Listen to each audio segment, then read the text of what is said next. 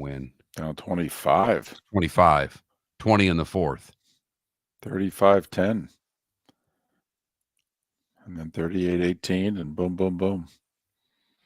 I will say they are getting the calls. When it's your year, you get the calls. They get calls, and they're getting the non-calls. That game-winning touchdown, 3 linemen downfield. 3. And they're calling that this year. Yes, they are.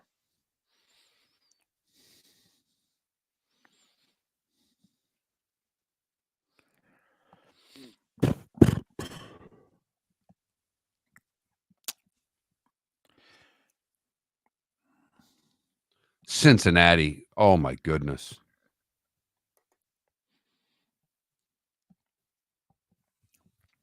So Bengals defense is awful, but the fact of the matter is, how about throwing one pass instead of running 3 plays into the line of scrimmage? Chase was open the whole game. So I guess one of the 3 calls was a pass play, and Burrow audibled it to a run because of the look. But, yeah.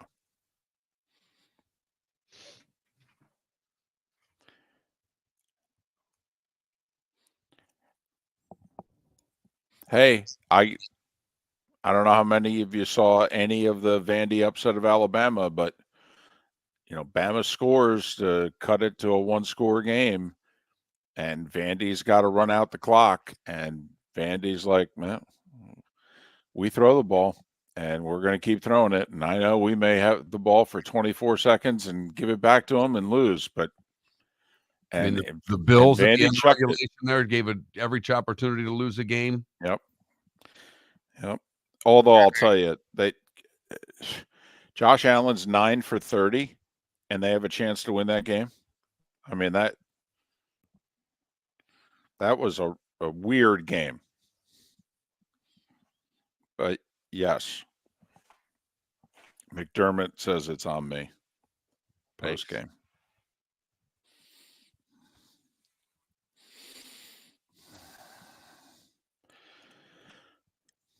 Morning, everybody.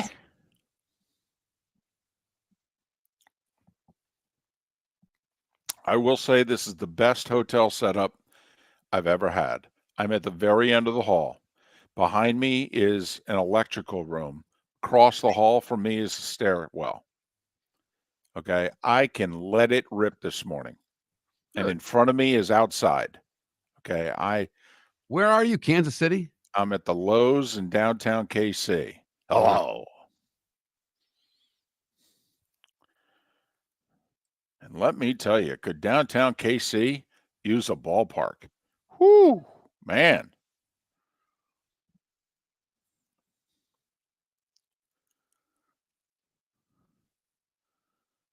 If I was a mayor or what have you, I'd put my career on the line and bring the ballpark downtown. I mean, there are sections of this downtown is. There's like one area that's kind of sort of built up, but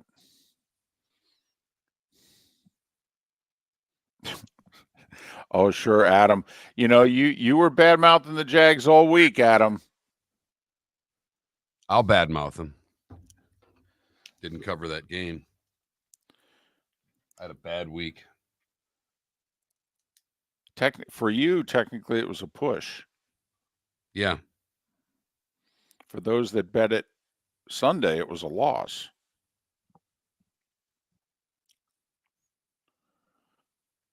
Morning, Paula. Scooble today for the Tigers, right?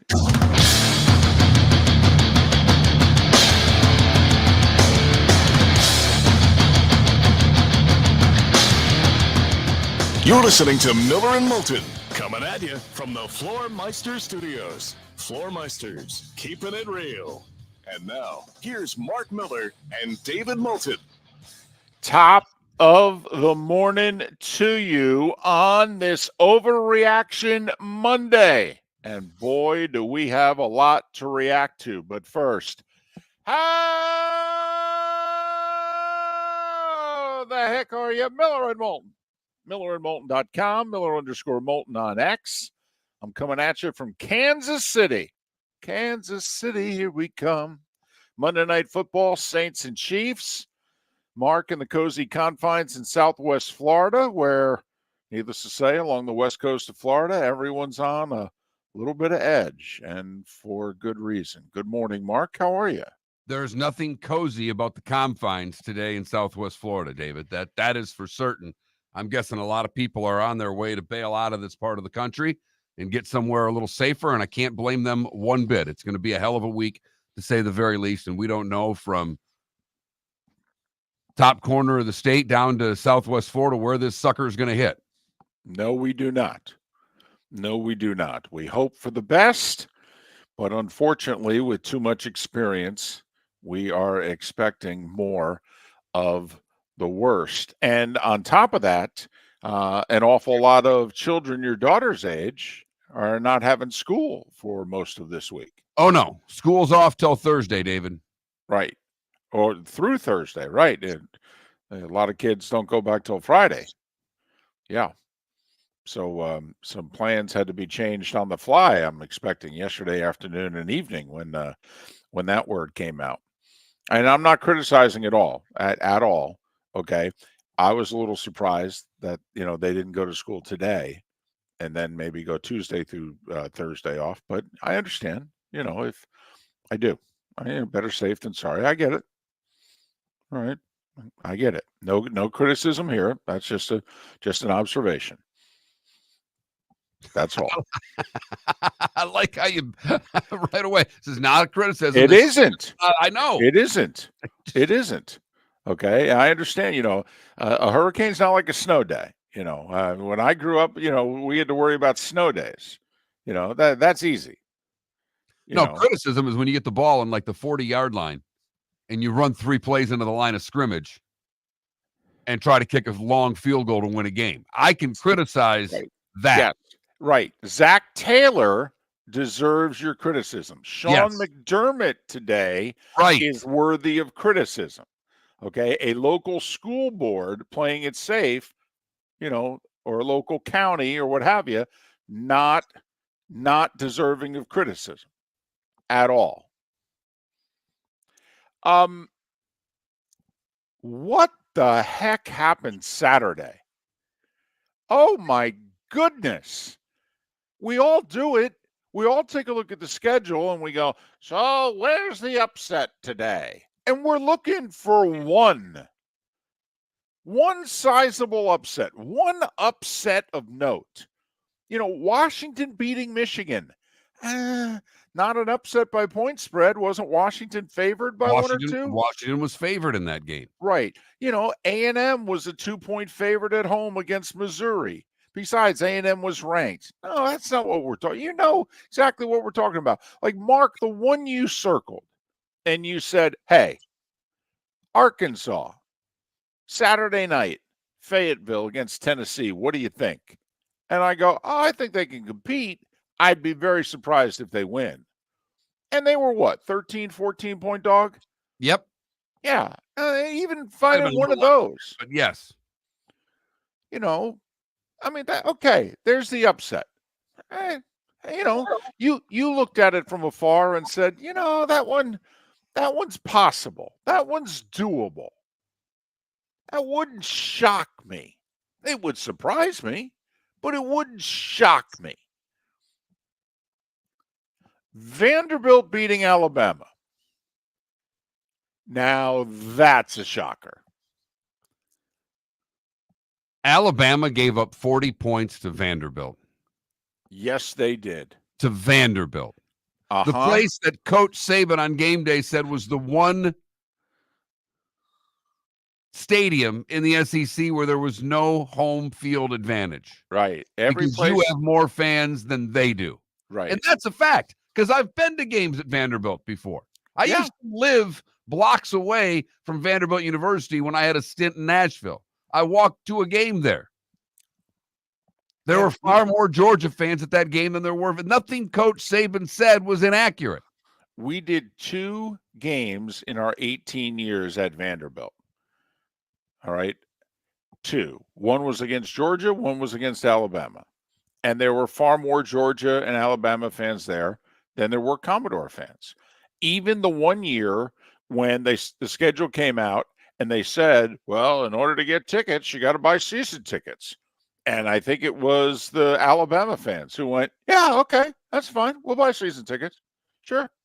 So it costs us what, $250 to go to the game? That's fine. Drive up from, no problem.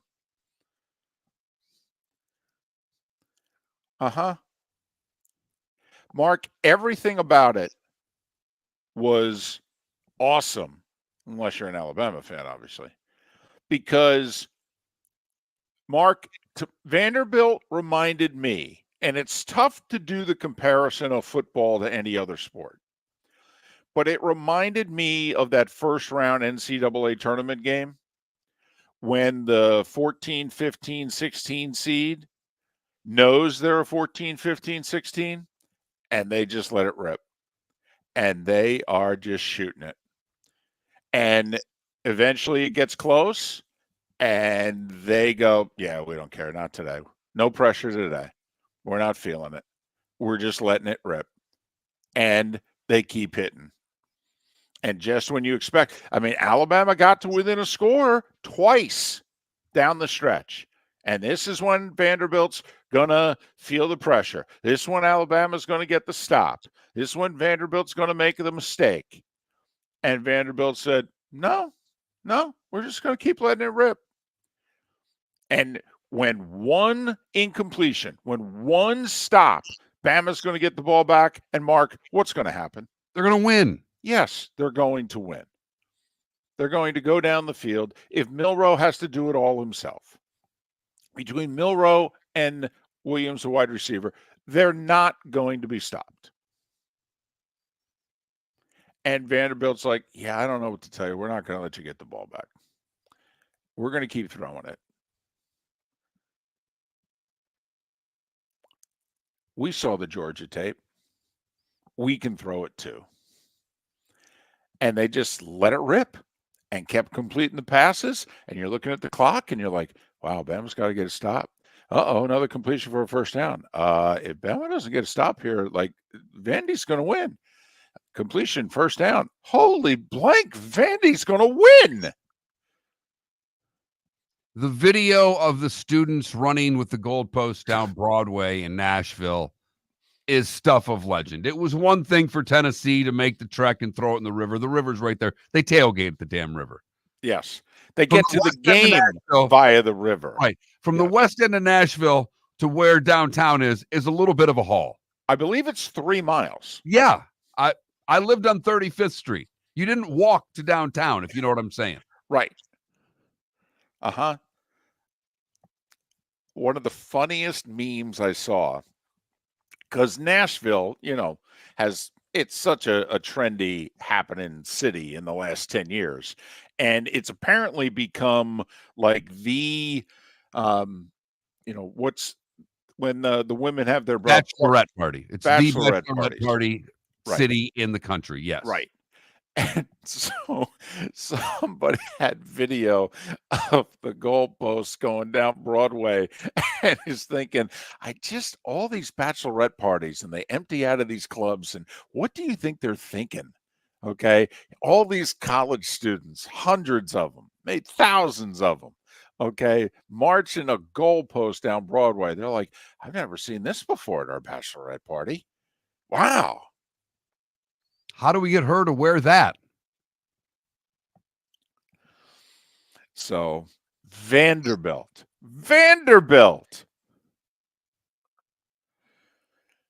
I found it funny, though. So Alabama loses to Vandy, and they drop 6 spots. USC loses to Minnesota, and they drop a minimum of 15. I'm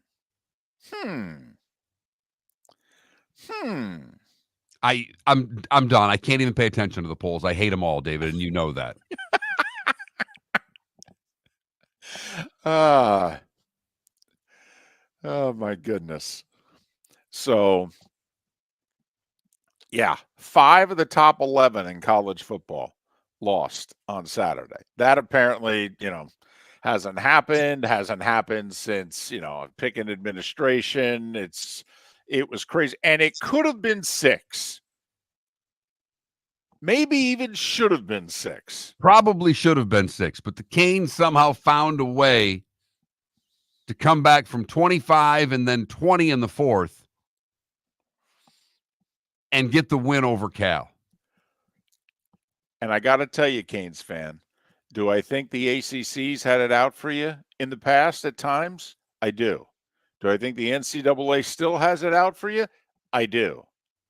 Let me tell you, you're not allowed to say anything bad about the ACC for a few years, because this is the year where you're getting the calls and the non-calls. This is your year. It's happening. Just go with it, but remember it for future years when you want to complain. Because we're going to go, remember 2024? Take it easy there, big fella. Take it easy. Mark, on the game-winning touchdown, Miami has 3 linemen that are all clearly downfield. And David, they've called that a lot this year. Yes. You've made a point to call it. It's one thing to say it. And, well, there's 3 guys. So what if they're not calling it? But they're calling that penalty with more regularity than I've ever seen it called in my lifetime. The center's at the goal line on a 4-yard touchdown pass. Now he's on the goal line blocking somebody. And that's what happens with those RPOs. The lineman treated as a running play. They're just blocking. Then the quarterback decides, I'm going to throw. And that's how they're downfield. But hey, the targeting that wasn't called so Miami can get the ball back. Hey, when it's your year, it's your year. And so far, it's been Miami's year. Miller and Moulton. Thanks for listening. Are you suffering from neuropathy? Do you experience stabbing pain, numbness, tingling, or burning in your feet? Are you tired of sleepless nights and avoiding life due to pain?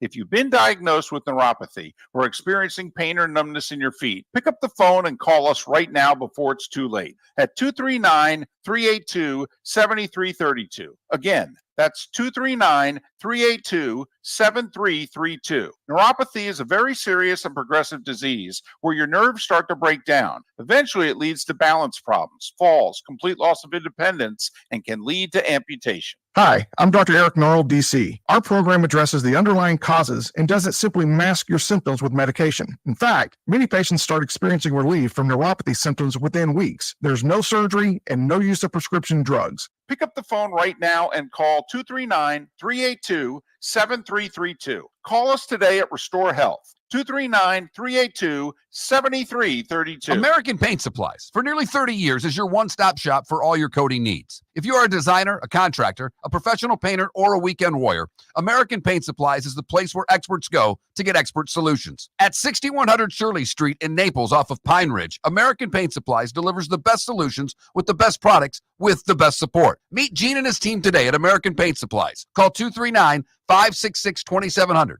That's 566-2700 or online at AmericanPaintSupplies.net. Gentlemen, as your wife mentioned getting new flooring, but you don't want to go through the hassle, well, go see the Floor Meisters in Naples next to Costco. They understand your time and money are important, so they'll make it as painless as possible. With a huge in-stock selection of carpet and Cortec, they can get you the floor your wife's been asking for. They carry wood, vinyl, carpet, and tile. If you do it yourself, no problem. They can handle that as well. So go see TJ at the Floor Meisters and tell them, just keeping it real. This is Miller and Moulton.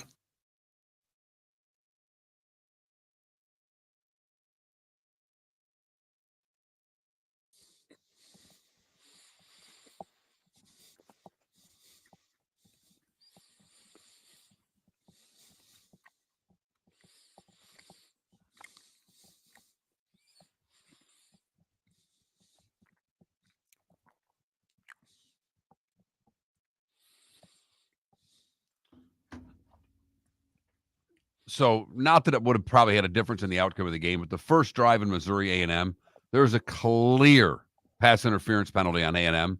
They call pass interference. Then they decide they're going to pick the flag up. Oh. That ends the drive. A&M comes down and scores. They get an interference call on their drive. Was interference. And I'm like, well, this isn't going to go well.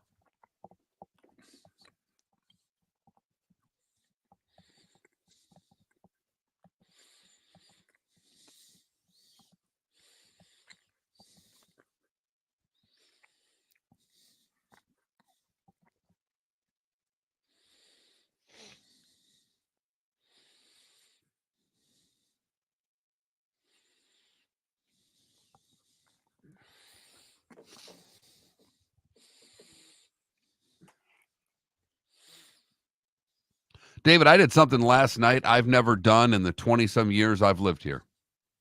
I went and filled both cars up with gas. Oh, look at you. Took advantage of your Costco?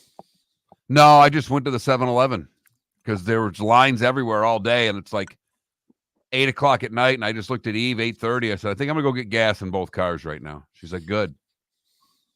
I'm surprised she's so calm. I'd like her to leave, but they closed her office Tuesday and Wednesday. I shipped wife and daughter out of town one time in all the years we were there.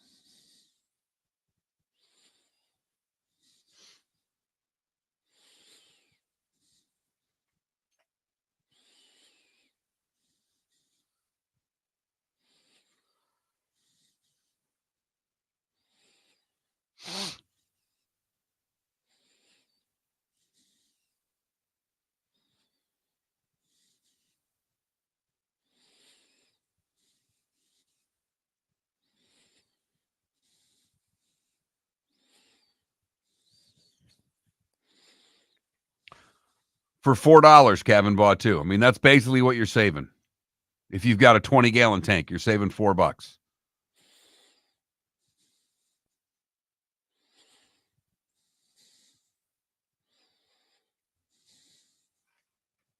Problem is, if it hits Sarasota area, we're going to get the surge. They've already evacuated Fort Myers Beach, or called for a mandatory evacuation of Fort Myers Beach.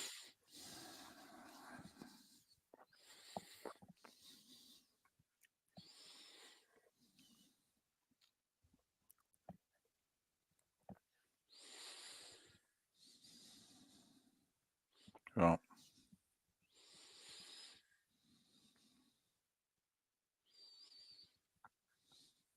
I don't like to say thoughts and prayers because it sounds very trite and sounds like it's not sincere, but obviously thinking of everybody.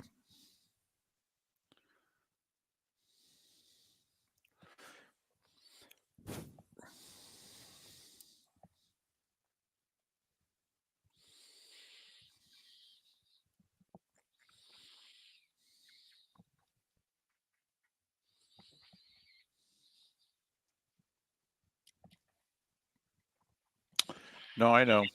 But I mean, we're not going to get what the West Coast is going to get.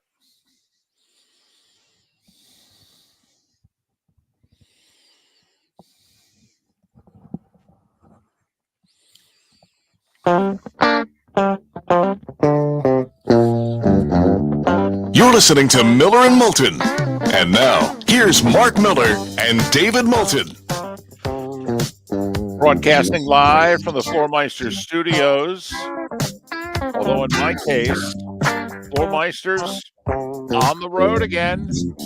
This time Kansas City, Monday Night Football tonight, Saints and Chiefs. I'm calling for the upset. Called it late last week.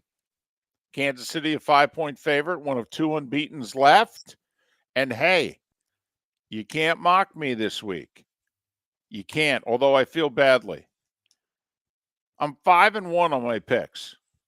Yes, you are. You've 5-1. taken the lead on me. But the one I got wrong was one. Remember Mary? Okay, the wife of a longtime listener. All right, and she's gotten into the show. She was never into the show, even though her husband had listened for 15 years. All right, and she had never listened to the show regularly. He's got a change in schedule now, and he's downloading our podcasts, and they're exercising together, and she's listening to the podcast too, and she's taking a liking to the show. Well, Mary was in one of those survivor pools, and I said was because Yeah, I was in one too. Well, but I mean, a lot of people were in it week one, and they took the Bengals over the Patriots, and they were out. I know, but I was in a second one too this week. I jumped back in. I took Seattle. Right. Right. That's my one.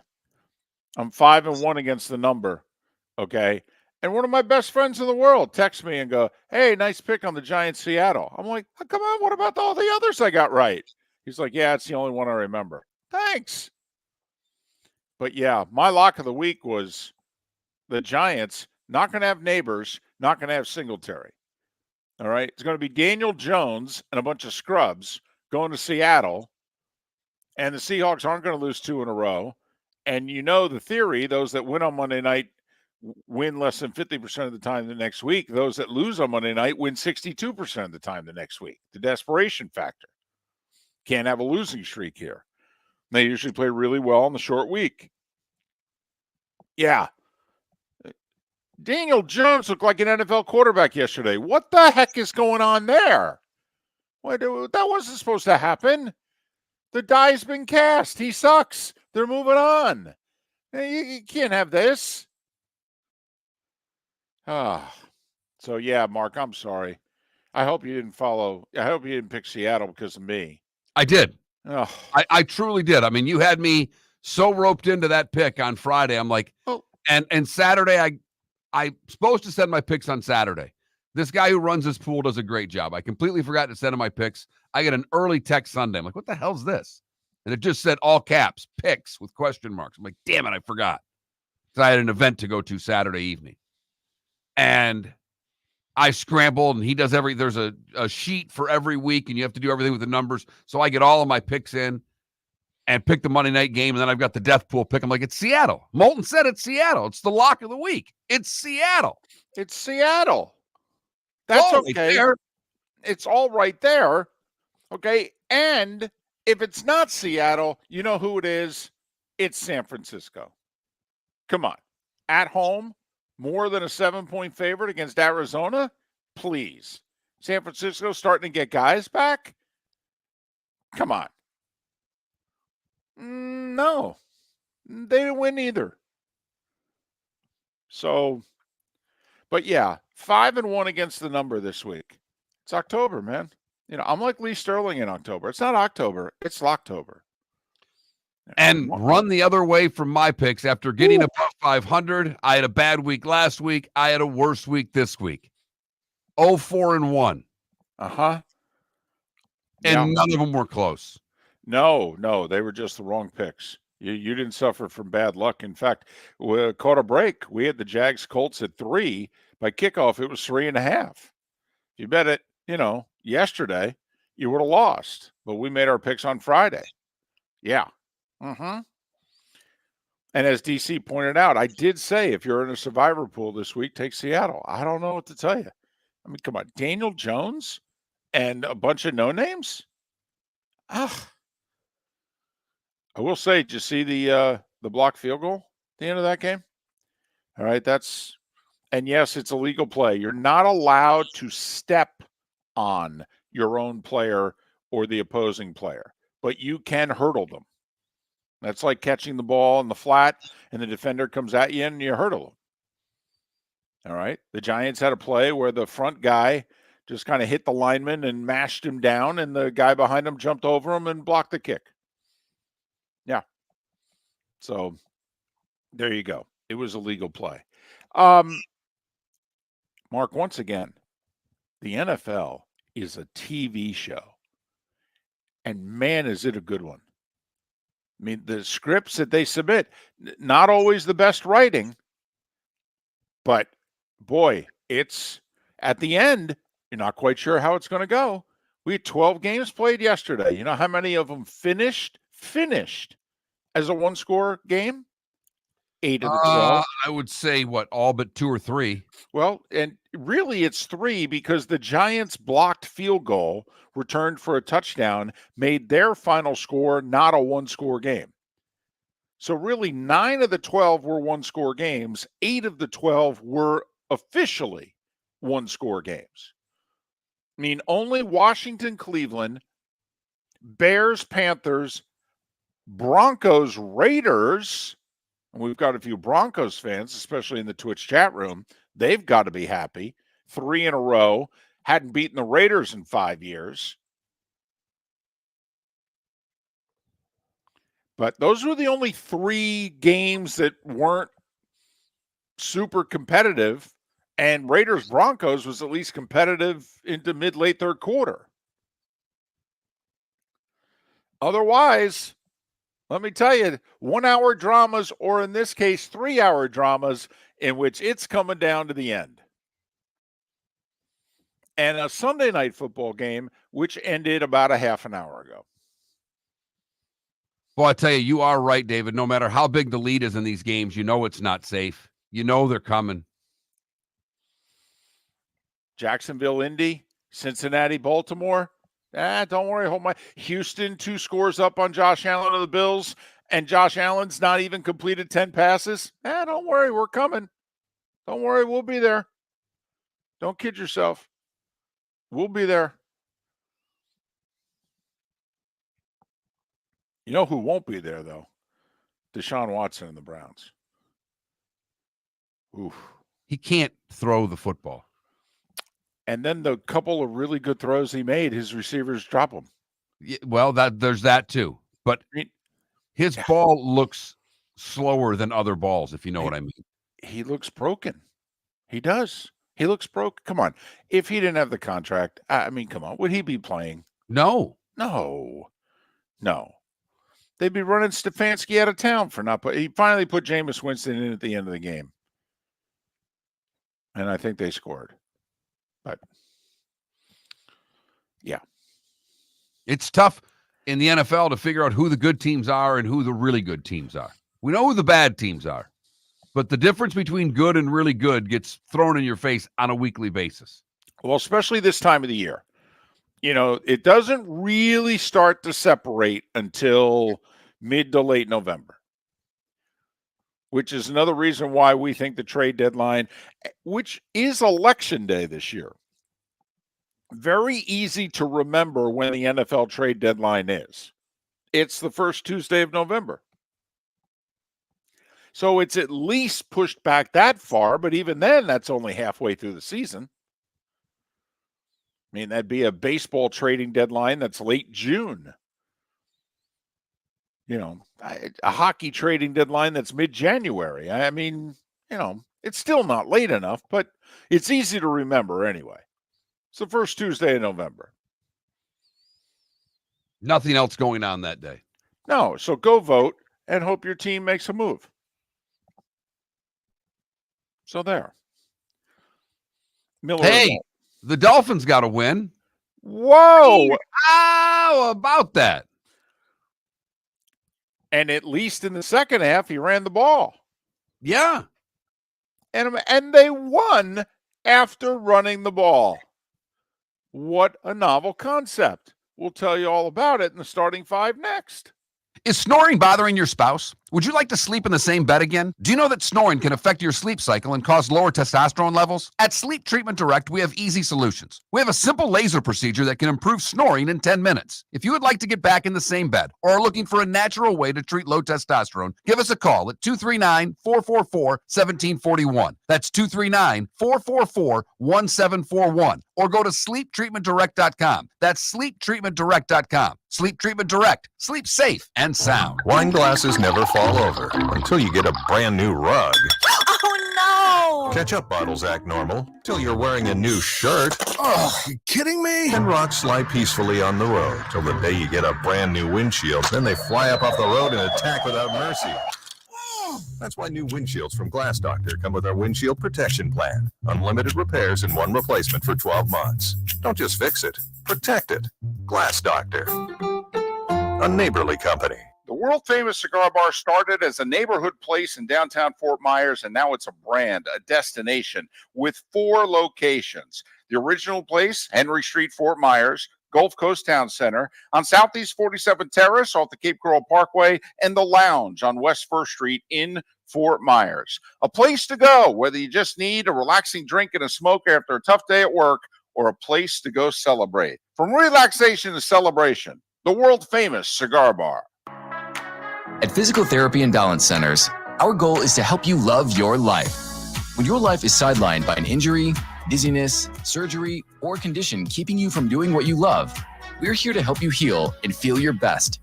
Our therapist evaluation will determine the root cause of your health challenges, resulting in a unique treatment plan customized just for you.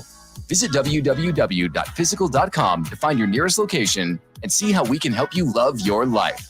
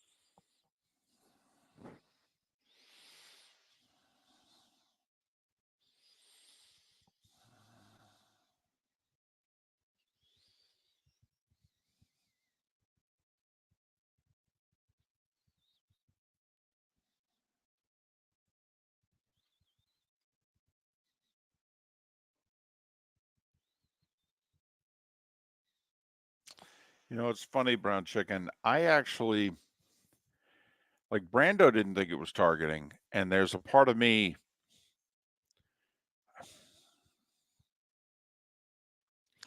I know he launches. I just don't know if the first contact is with the head. Also, the whole, is he a runner? Never mind. In the college game, they don't know what targeting is anymore. Game to game, you take a look at what they call targeting, and then you're like, that's not targeting. And then what they don't call targeting, and you go, well, I thought that was textbook targeting.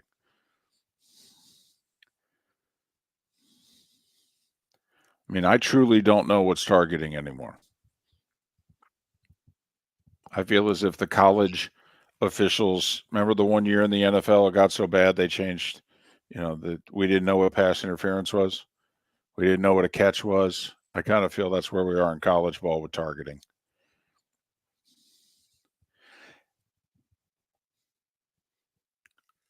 I think part of it is they've come to the conclusion that the penalty is too severe.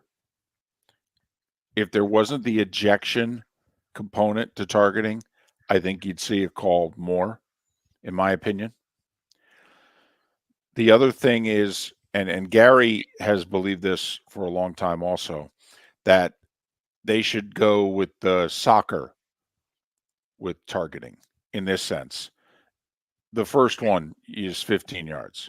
The second one's an ejection. It's kind of like yellow card, red card. Well, that's they have 2 choices. They can give a red card without a yellow card. If it's really egregious, you give a red card. That's not, I don't like that analogy. No offense.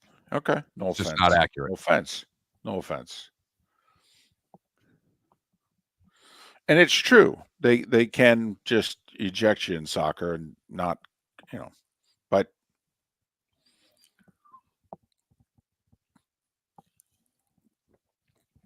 I think the ejection component is also what's given them second thoughts about targeting. Never mind the fact if you commit the targeting first play of the third quarter, you're ejected for the next game too.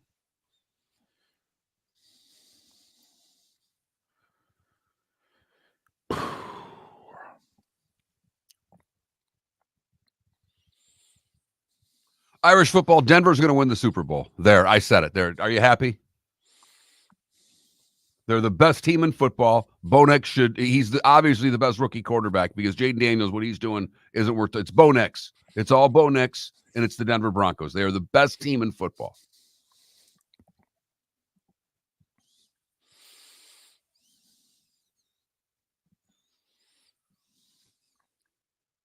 In fact, there's probably never been a better team.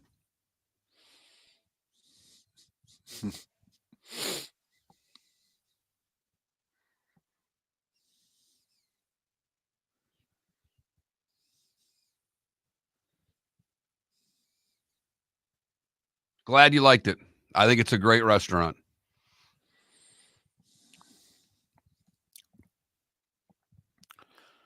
By the way, I met up with Guillermo again because he lives in Columbus. So we had a steak dinner Friday night in Columbus, sitting in a little outside restaurant.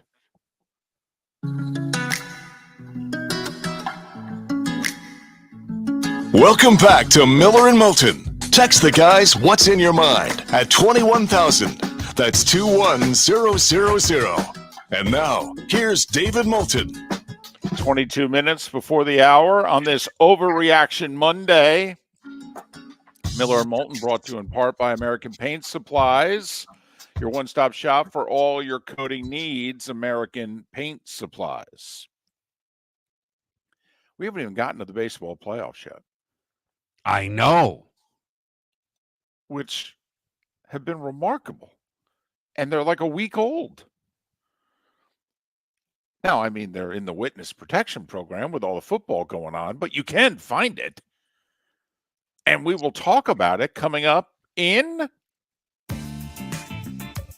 The Starting Five. 5 big stories you need to know. Here is The Starting Five.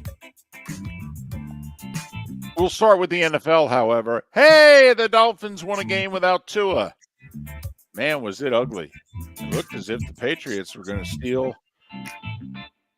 a win from the jaws of defeat. Looked like they hit a touchdown, go-ahead touchdown, a little over a minute to go. Mark, it was the dreaded toe-heel. Anyway, you can drag your toes, and then the toes are fine. But if you catch the ball and your toes land, but you decide you're also going to put your heel down, then the heel must be in bounds also. And the young Patriots receiver, he didn't drag the toes. He tried to deal toe-heel. And so the toe was in bounds, but when the heel came down, it was out of bounds. Therefore, not a completion. Therefore, not a touchdown. Therefore, Dolphins win 15-10. Alex Ingold with the only touchdown for the Dolphins, a 3-yard run. They ran it 41 times. Imagine that. Yeah. I mean, with the backup quarterback and maybe try to run the football and win the game that way. 41 rushes for 193 yards. It was ugly as hell. But guess what it was? It was a win. And in the National Football League, that's what it's all about. They don't do polls. They just do standings. And speaking of a win, Jacksonville gets their first win of the year. Now, don't get me wrong. They tried to lose to the Colts, had a 2-touchdown lead late, made Joe Flacco look like the greatest quarterback of all time. But Trevor was good. He was. All right. He was like 28 of 34, 371 yards, 2 touchdowns, some big plays. Tank Bigsby ripped off a 65-yard touchdown run, some good hard running. He had a 100-plus yard day and 2 scores. Jags beat the Colts because, Mark, in Jacksonville, do you know what the Jags do? They beat the Colts, David. Yes, they do. What's that, 10 in a row now? Yep. 37-34, the Jags, to honor Chris Berman, get off the schneid. So the Bengals have the Ravens beat, and then they don't because their defense, you just can't score enough points. But when the Ravens fumbled in overtime and the Bengals recovered, and they were right on the edge of field goal range, well, Joe Burrow's thrown 5 touchdowns, so he's going to complete a couple passes, and they're going to kick a field goal, or Burrow may throw a 6th touchdown and win it. Yeah, only they didn't throw the ball. No, they ran it into the line of scrimmage 3 consecutive times, David. Now, in fairness to Zach Taylor, he did call a pass play on one of the 3, and Joe audible to a run. But, yeah, they didn't throw the ball. And so when the holder botched the snap, Baltimore was like 20 yards away from field goal range. And then they gave it to Derrick Henry, and he ran it to the 5. So Tucker kicked a field goal, and Baltimore in overtime beat the Bengals 41-38.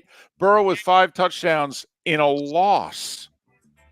Lamar with 4 touchdowns in the Ravens' 3rd straight win. And just like that, they're tied for first because the Steelers, after starting the year with 3 straight wins, have now followed up with 2 straight losses. They were a play away from winning, Mark, when they shouldn't have been because they were lousy all night.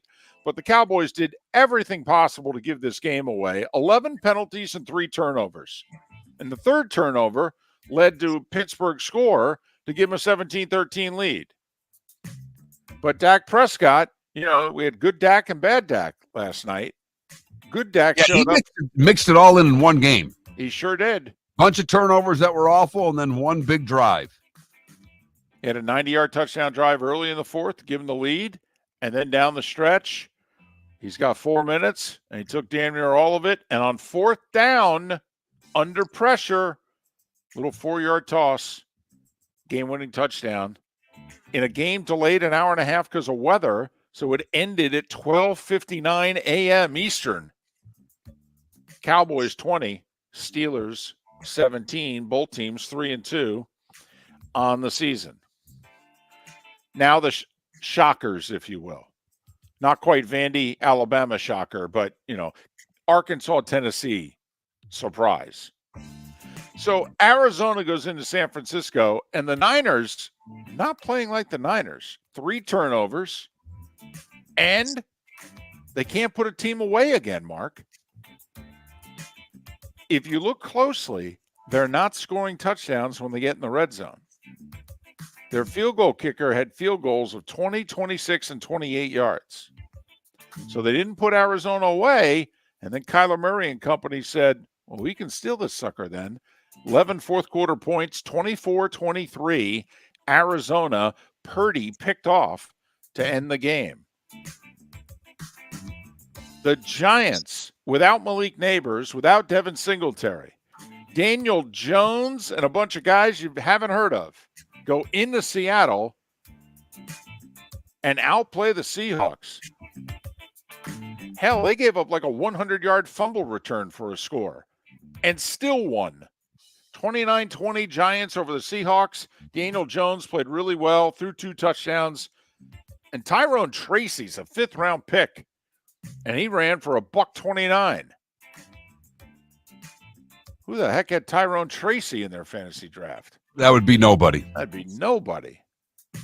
The Vikings are still undefeated, in large part because they played the Jets yesterday. They picked off Aaron Rodgers 3 times. He did something yesterday he'd never done before. He threw 2 first-quarter interceptions, one of which was returned for a score. Vikings built up a 17-0 lead, held off the Jets 23-17. Jets are now 2-3. A game back of the Bills, who they host a week from tonight on Monday Night Football, because the Bills have lost their 2nd straight. This little 3-gamer was the tough part of the Bills' schedule. They had at Baltimore, at Houston, at the Jets. They're 0-2.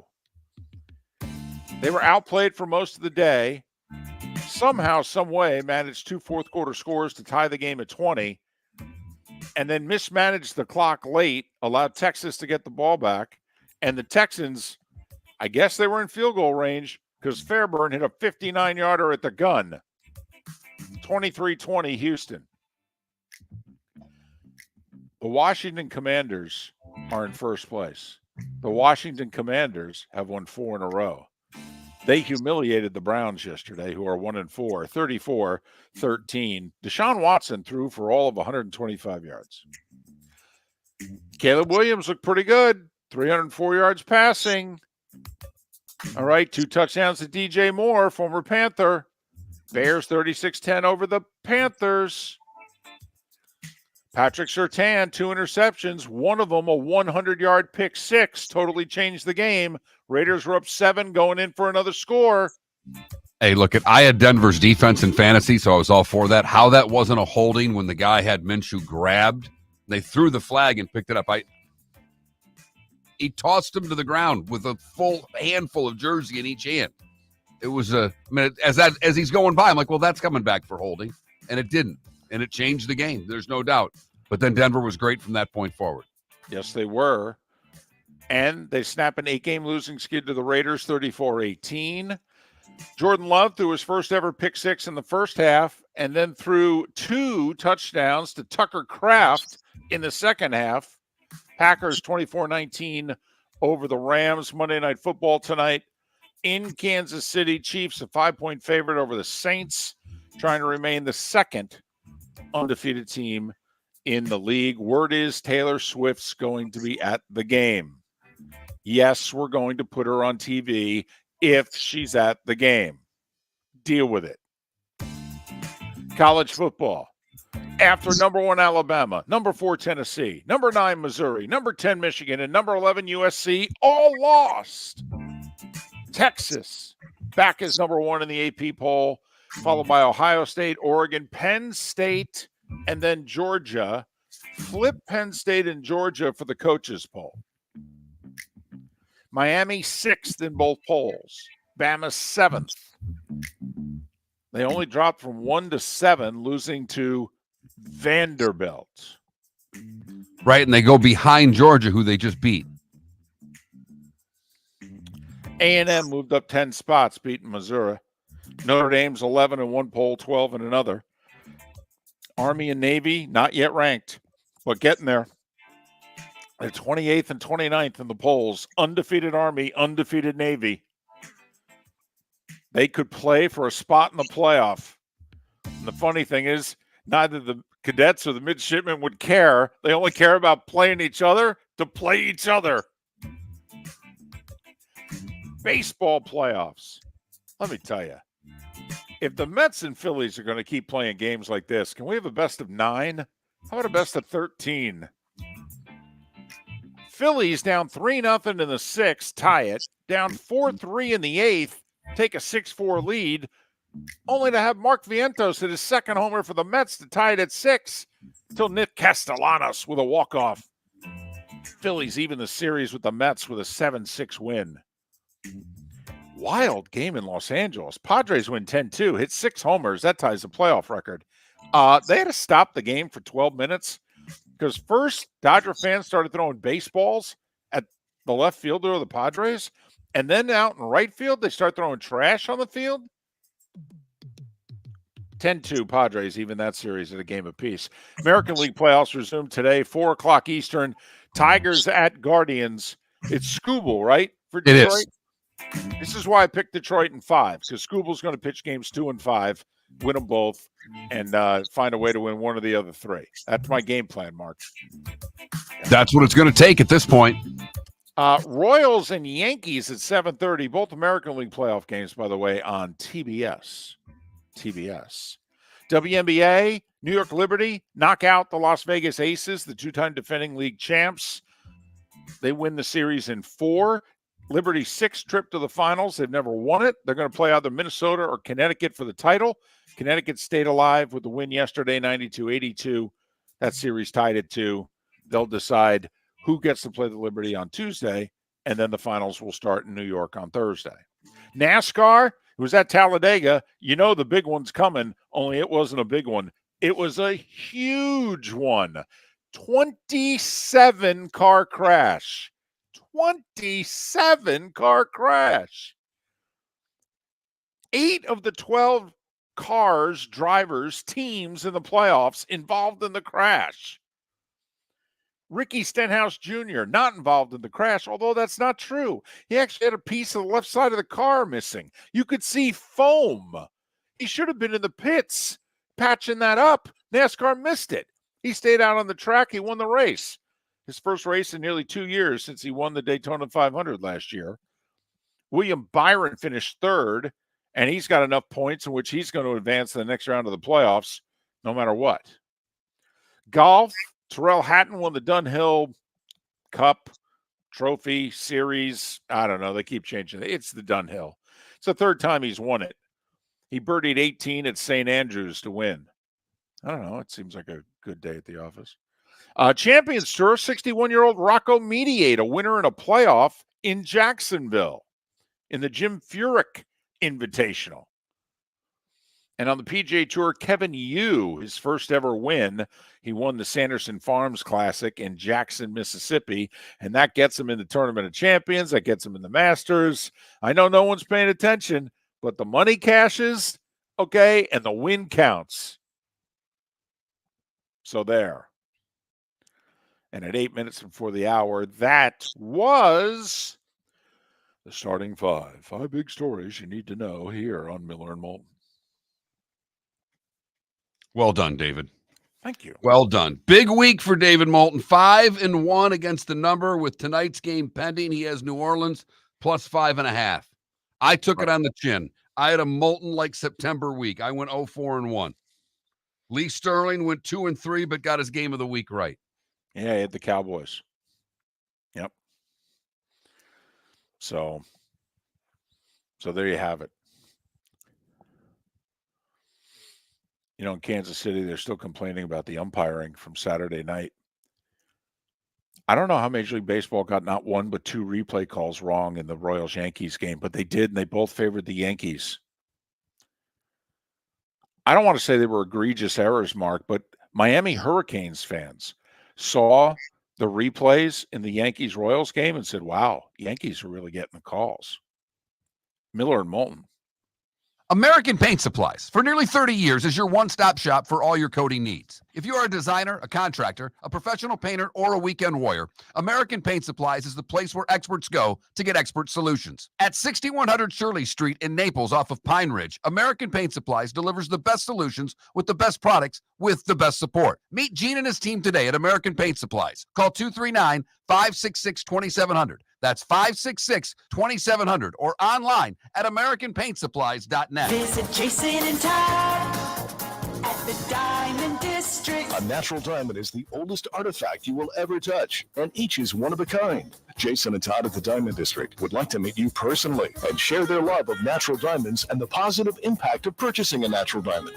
We promise that in our vault sits the largest selection of GIA-certified natural diamonds at the most competitive prices in the world. Jason and Todd look forward to shaking your hand and welcoming you to their Diamond District family. The world-famous cigar bar started as a neighborhood place in downtown Fort Myers, and now it's a brand, a destination, with 4 locations. The original place, Henry Street, Fort Myers, Gulf Coast Town Center, on Southeast 47th Terrace off the Cape Coral Parkway, and the Lounge on West 1st Street in Fort Myers. A place to go, whether you just need a relaxing drink and a smoke after a tough day at work, or a place to go celebrate. From relaxation to celebration, the world-famous cigar bar.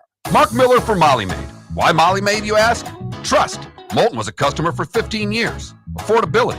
Didn't I just say Moulton was a customer for 15 years? Worry-free services. Our professional house cleaners are fully insured and a 24-hour warranty. Call Molly Maids today at 239-774-5839. That's 239-774-5839 or online at mollymaid.com/FTMYERS. That's mollymaid.com/FTMYERS. Gentlemen, as your wife mentioned getting new flooring, but you don't want to go through the hassle, well, go see the Floor Meisters in Naples next to Costco. They understand your time and money are important, so they'll make it as painless as possible. With a huge in-stock selection of carpet and Cortec, they can get you the floor your wife's been asking for. They carry wood, vinyl, carpet, and tile. If you do it yourself, no problem. They can handle that as well. So go see TJ at the Floor Meisters and tell them, just keeping it real.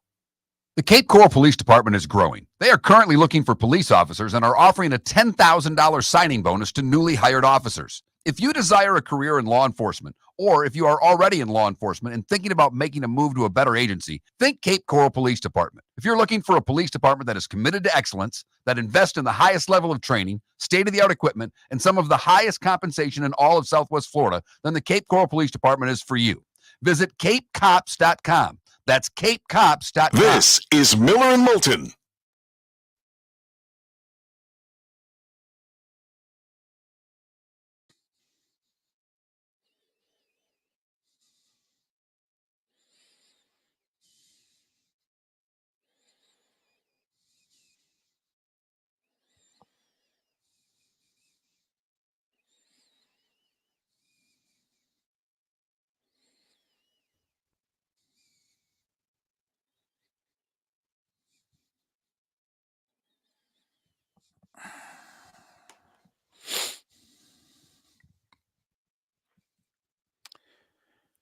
DC, you are not going to get the Dodgers. There's no way. There's no way with their pitching you're going to get the Dodgers. I mean, listen, I went based on game 1 results. I went 1-3, but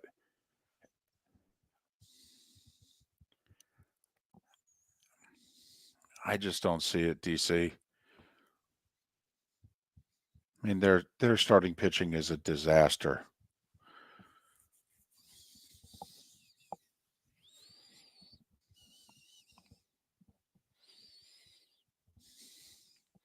I'm telling you, if Joe Musgrove hadn't gotten hurt, the Padres are going to the World Series. Now I think the Phillies are going to get him.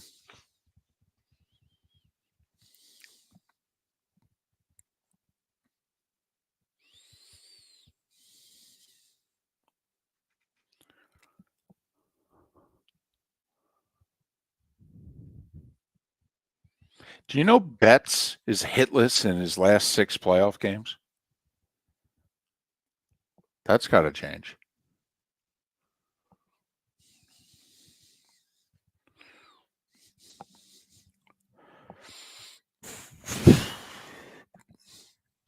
DC, it's tough to hit your way through the playoffs.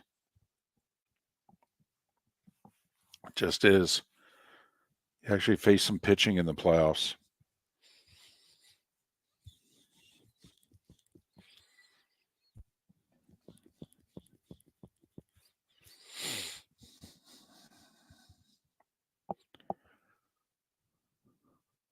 You know what I've realized in hotel rooms in the last couple of years doing all these shows on the road? There's no overhead lighting. These hotel rooms are all really dark. Yes. Yes, they are.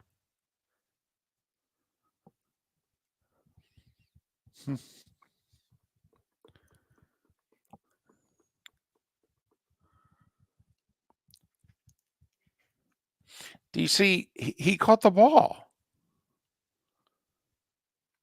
And besides, you can't throw trash.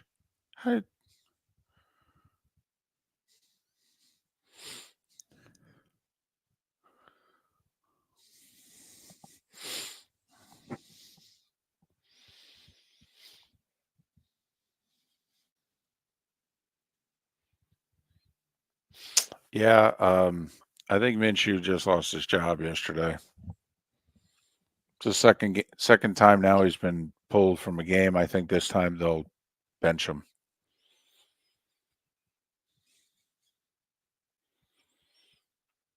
Oh, yeah. Okay, DC, in that sense, yeah.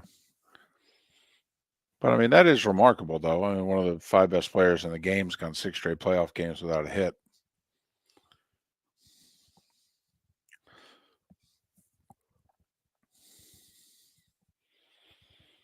Oh, no, Wes. It got covered. It's just that nobody was watching.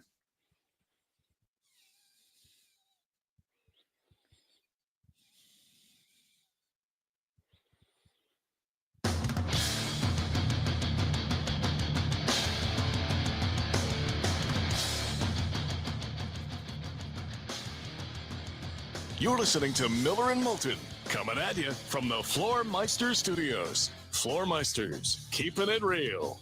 And now, here's Mark Miller and David Moulton. Hour 2 of Miller and Moulton on this Overreaction Monday. Thanks so much for being with us. Miller and Moulton, millerandmoulton.com, Miller_Moulton on X. Hope you had a great weekend. We know many of you along the west coast of Florida. You're a little nervous. You're on edge, and with damn good reason, especially with how you've been hit in the last few years by hurricane season and what they say is coming in the next 48 to 72 hours. Mark, I know that includes you. It does. It's I think we're collectively as a group in Southwest Florida, we're over this. You're like, okay, enough already. Enough already. Right. Okay, we've had our recent run. Okay. Just you kind of throwing in the white towel, say, hey, can we stop this fight, please? Okay, you won. Let's make it a best of 3. Had a little thing on Saturday with some people, and 2 of the people there, friends of ours, they just had their place flooded from Helene there. Yeah. And she just looked at me and she goes, I don't know if I can do this again. She's mentally, I don't know if I'm capable of doing this again. And I just, for all the people that had flooding and issues from Helene, Right. My heart goes out to you for that. And then to have to turn around and get ready for what this storm could be much worse. It's scary as hell. There's no 2 ways about it. And we've been through this a lot in Southwest Florida. I lived here for a lot of years, David, when the storms just missed. Mm-hmm. And missed, and people didn't take storms seriously. And even after Charlie, I don't know how seriously everybody took things, because Charlie came through in such a fast fashion that, it tore up things, but it didn't have the surge. It didn't have a lot of the other things that some of these storms have presented. So it is scary times out there, to say the very least. No doubt about it. And we know that that's hanging out there. But just like we don't talk politics on the show, we try to keep it to sports because, we want to be an entertaining and hopefully pleasant distraction for you. So hopefully we can continue to be that throughout this, what will be undoubtedly a nervous, anxious week for many of you. Mark, you're judge and jury. I'm going to present the cases, and you tell me if, in fact, I have any chance of having a winning case, or if you're just sitting there going, no, it's not going to happen. Okay. I'm thinking about, this weekend now, back-to-back weekends where we've had a bunch of upsets, but think about who all has lost in the SEC. I mean, Georgia's lost, Bama's lost, Ole Miss has lost, Tennessee is lost, Missouri's now lost, A&M already lost because they lost the season opener to Notre Dame. LSU's already lost because they lost the season opener to USC. You see where I'm going here. This is a lot of, every team I just mentioned here outside of Missouri is now ranked in the top 15.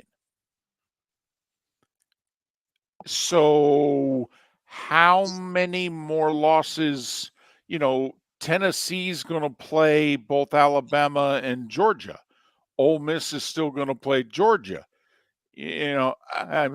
Georgia plays Texas and Ole Miss. Yeah, right. I see what you're getting at. You see where I'm going here, where, okay, so I'm laying the groundwork for, we may have a lot of teams that we consider to be very good who are probably going to end up with at least 2 losses. Right? Is that fair to say? Right? Absolutely. If I lay those teams, Bama and LSU are going to play, okay. Now, with that being said, because that's the big, bad, vaunted SEC, they have more margin for error. They're going to get the benefit of the doubt. They've earned it. Well, now let's talk the Big Ten. If USC wins out, that's 10-2. Are they in the playoffs? Highly likely.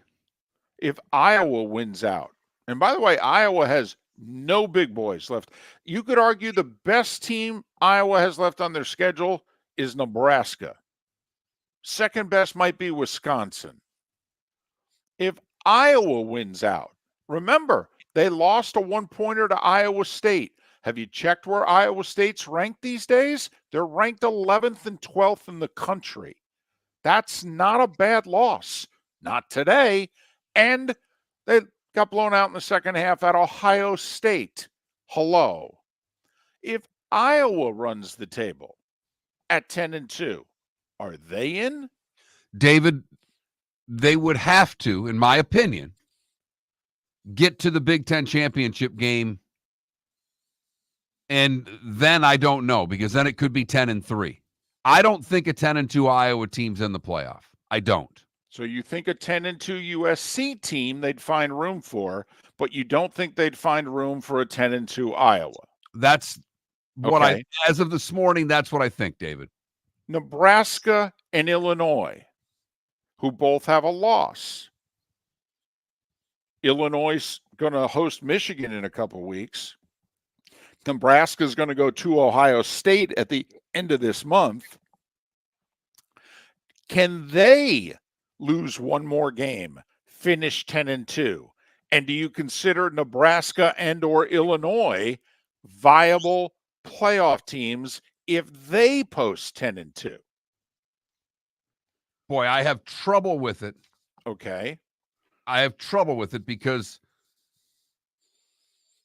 if Nebraska does that, that means that they beat either USC on the road or Ohio State on the road, and they would have to beat Iowa on the road.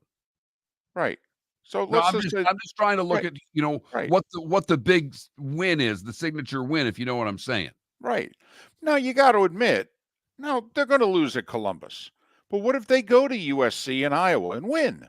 Okay, two pretty good to good teams. They go on the road. That's a quality win. Not a great win. That's a quality win, though. And remember, they beat Dion and the Buffaloes, and they beat them soundly. You know what I'm getting at here? I don't think that's going to matter much when Colorado starts playing the tough part of the Big 12 schedule. So I'm not. Okay. Right now it will. I don't think it will come December, if you know what I mean. Okay. But you know what I'm getting at here? That we hold teams that are going to end up with at least 2 losses. I mean, come on now. We've gone through who's playing everybody here in the SEC. And we said, by the way, this is what was going to happen when they added Texas and Oklahoma to the conference. All right. The SEC is going to start to look like the NFL. Well, we all know we let you in the NFL. Hell, we'll let you in the NFL at 9-8. And never mind when we go to 14 teams, there's no doubt we're going to get 9-3 SEC teams in the playoff. But this first year at 12, we thought, let's just keep the bar at 10-2. You got to be 10-2 to be a playoff team. Here's the other thing to consider, ladies and gentlemen. Clemson's gotten their act together, and Miami keeps trying to lose, but can't pull it off yet. So the ACC may get 2. We're not even getting into the fact that the Big 12's got 3 teams ranked in the teens between Iowa State, BYU, and Utah. And could the Big 12 be more than a one-bid league? But let's just say the ACC gets 2, the Big 12 gets 1, all right? Notre Dame's a playoff team, and the group of 5. Oh, that's 5 bids. There's 7 left. Well, 3 of them are going to Ohio State, Penn State, and Oregon. That means the SEC has a maximum of 4. And there's 7 very viable playoff teams right now. And they're all playing each other, basically, in some way, shape, or form the rest of the year. So you know what I'm getting at here. You've got the sexy 10-2 from the SEC, and you could have the non-sexy mark 10-2 with a group of Big Ten teams. The SEC, and I'm not just saying this because it's easy, the SEC will get the edge because of what you just mentioned, David. They're playing one another. It's the teams that they're playing. You're talking about the Illinois and the Iowas and the Nebraskas. I just don't think they're going to have the signature wins on their schedule. Even if Alabama loses one more. Yeah, they lost to Vandy, but they beat Georgia. That win carries a lot more than what those Big Ten wins will carry. All right. Now, I've set you up, Your Honor. Okay. I did this a little bit as a distraction. I know you're tempted to rule against me, but I've roped you in and I've set you up for the big question. What happens if one of the non-sexy Big Tens go 10-2, and one of the sexy SECs is 9-3?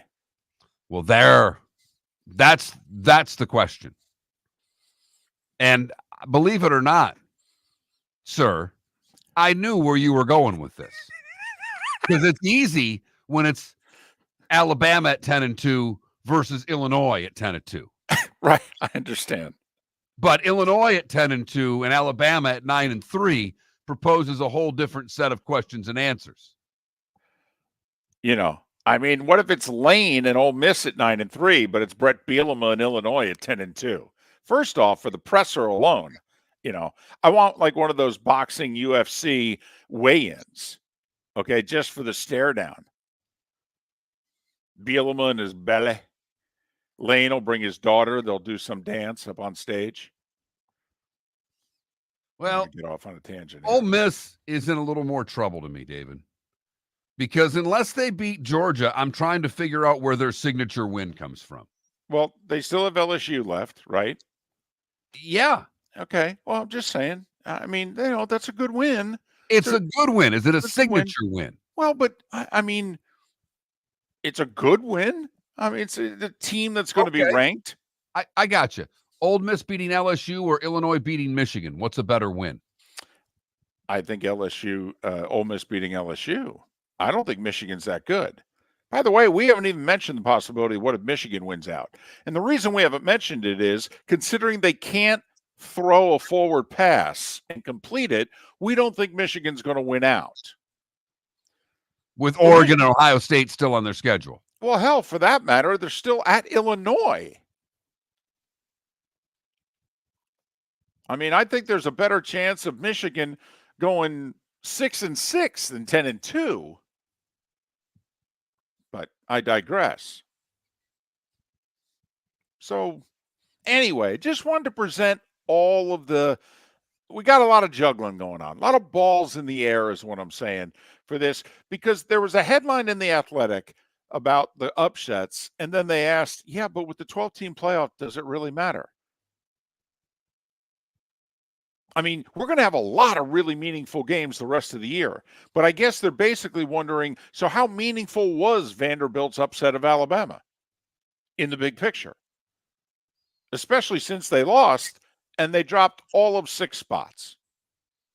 The Cape Coral Police Department is growing. They are currently looking for police officers and are offering a $10,000 signing bonus to newly hired officers. If you desire a career in law enforcement, or if you are already in law enforcement and thinking about making a move to a better agency, think Cape Coral Police Department. If you're looking for a police department that is committed to excellence, that invests in the highest level of training, state-of-the-art equipment, and some of the highest compensation in all of Southwest Florida, then the Cape Coral Police Department is for you.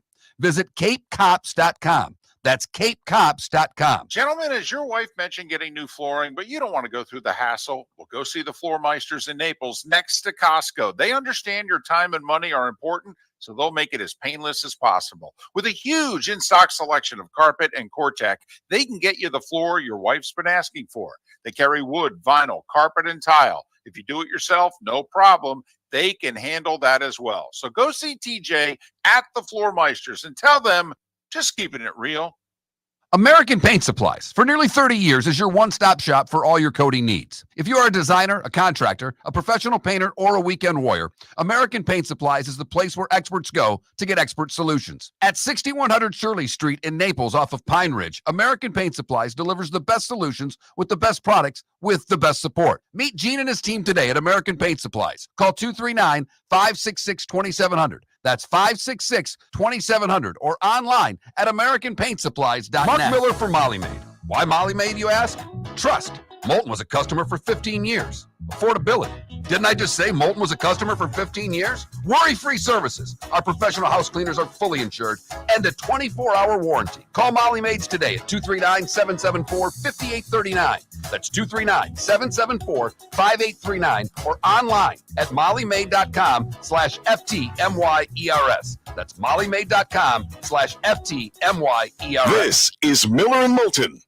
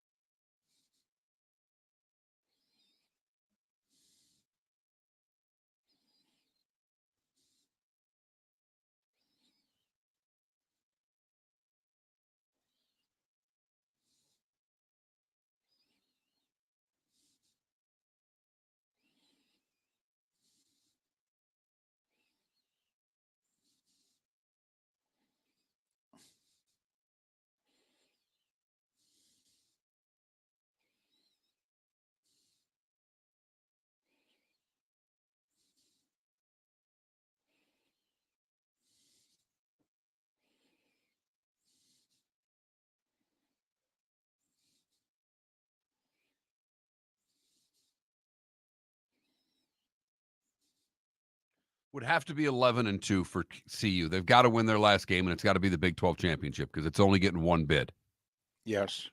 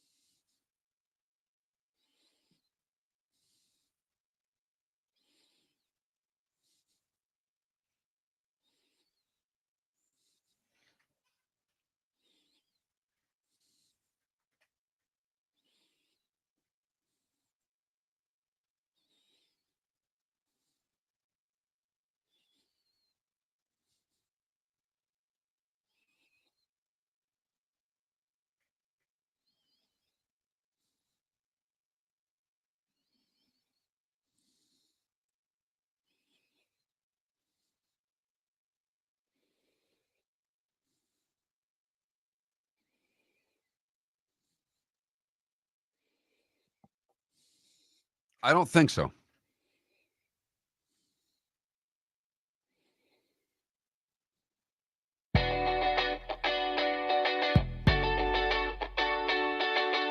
You're listening to Miller and Moulton. And now, here's Mark Miller and David Moulton. 21 minutes past the hour. Thanks so much for being with us on Overreaction Monday. Miller and Moulton, millerandmoulton.com, Miller_Moulton on X. You still have playoff fever, by the way? Your Tigers got blown out on Saturday, didn't play yesterday. You know, they're playing in the afternoon. They're playing on TBS. I mean, that's as close to the witness protection. It's not CBS Sports Network, okay? But, you know, it's off Broadway. David, it's a standalone game at 4:00 this afternoon. Are you kidding me? Am I all in? I can't wait for today. Oh, that's right. It's sports. It's right in my wheelhouse. It really is. I mean, and your daughter doesn't have school today, so you don't have to worry about being in the pickup line and what have you. Bingo. Oh, wow. Yeah. So you've probably made arrangements to make sure she's got a play date so you could have the late afternoon to yourself, right? No, she's going to watch the game with me. Wait, you've got your 10-year-old daughter watching baseball? I'm going to tell her she has to.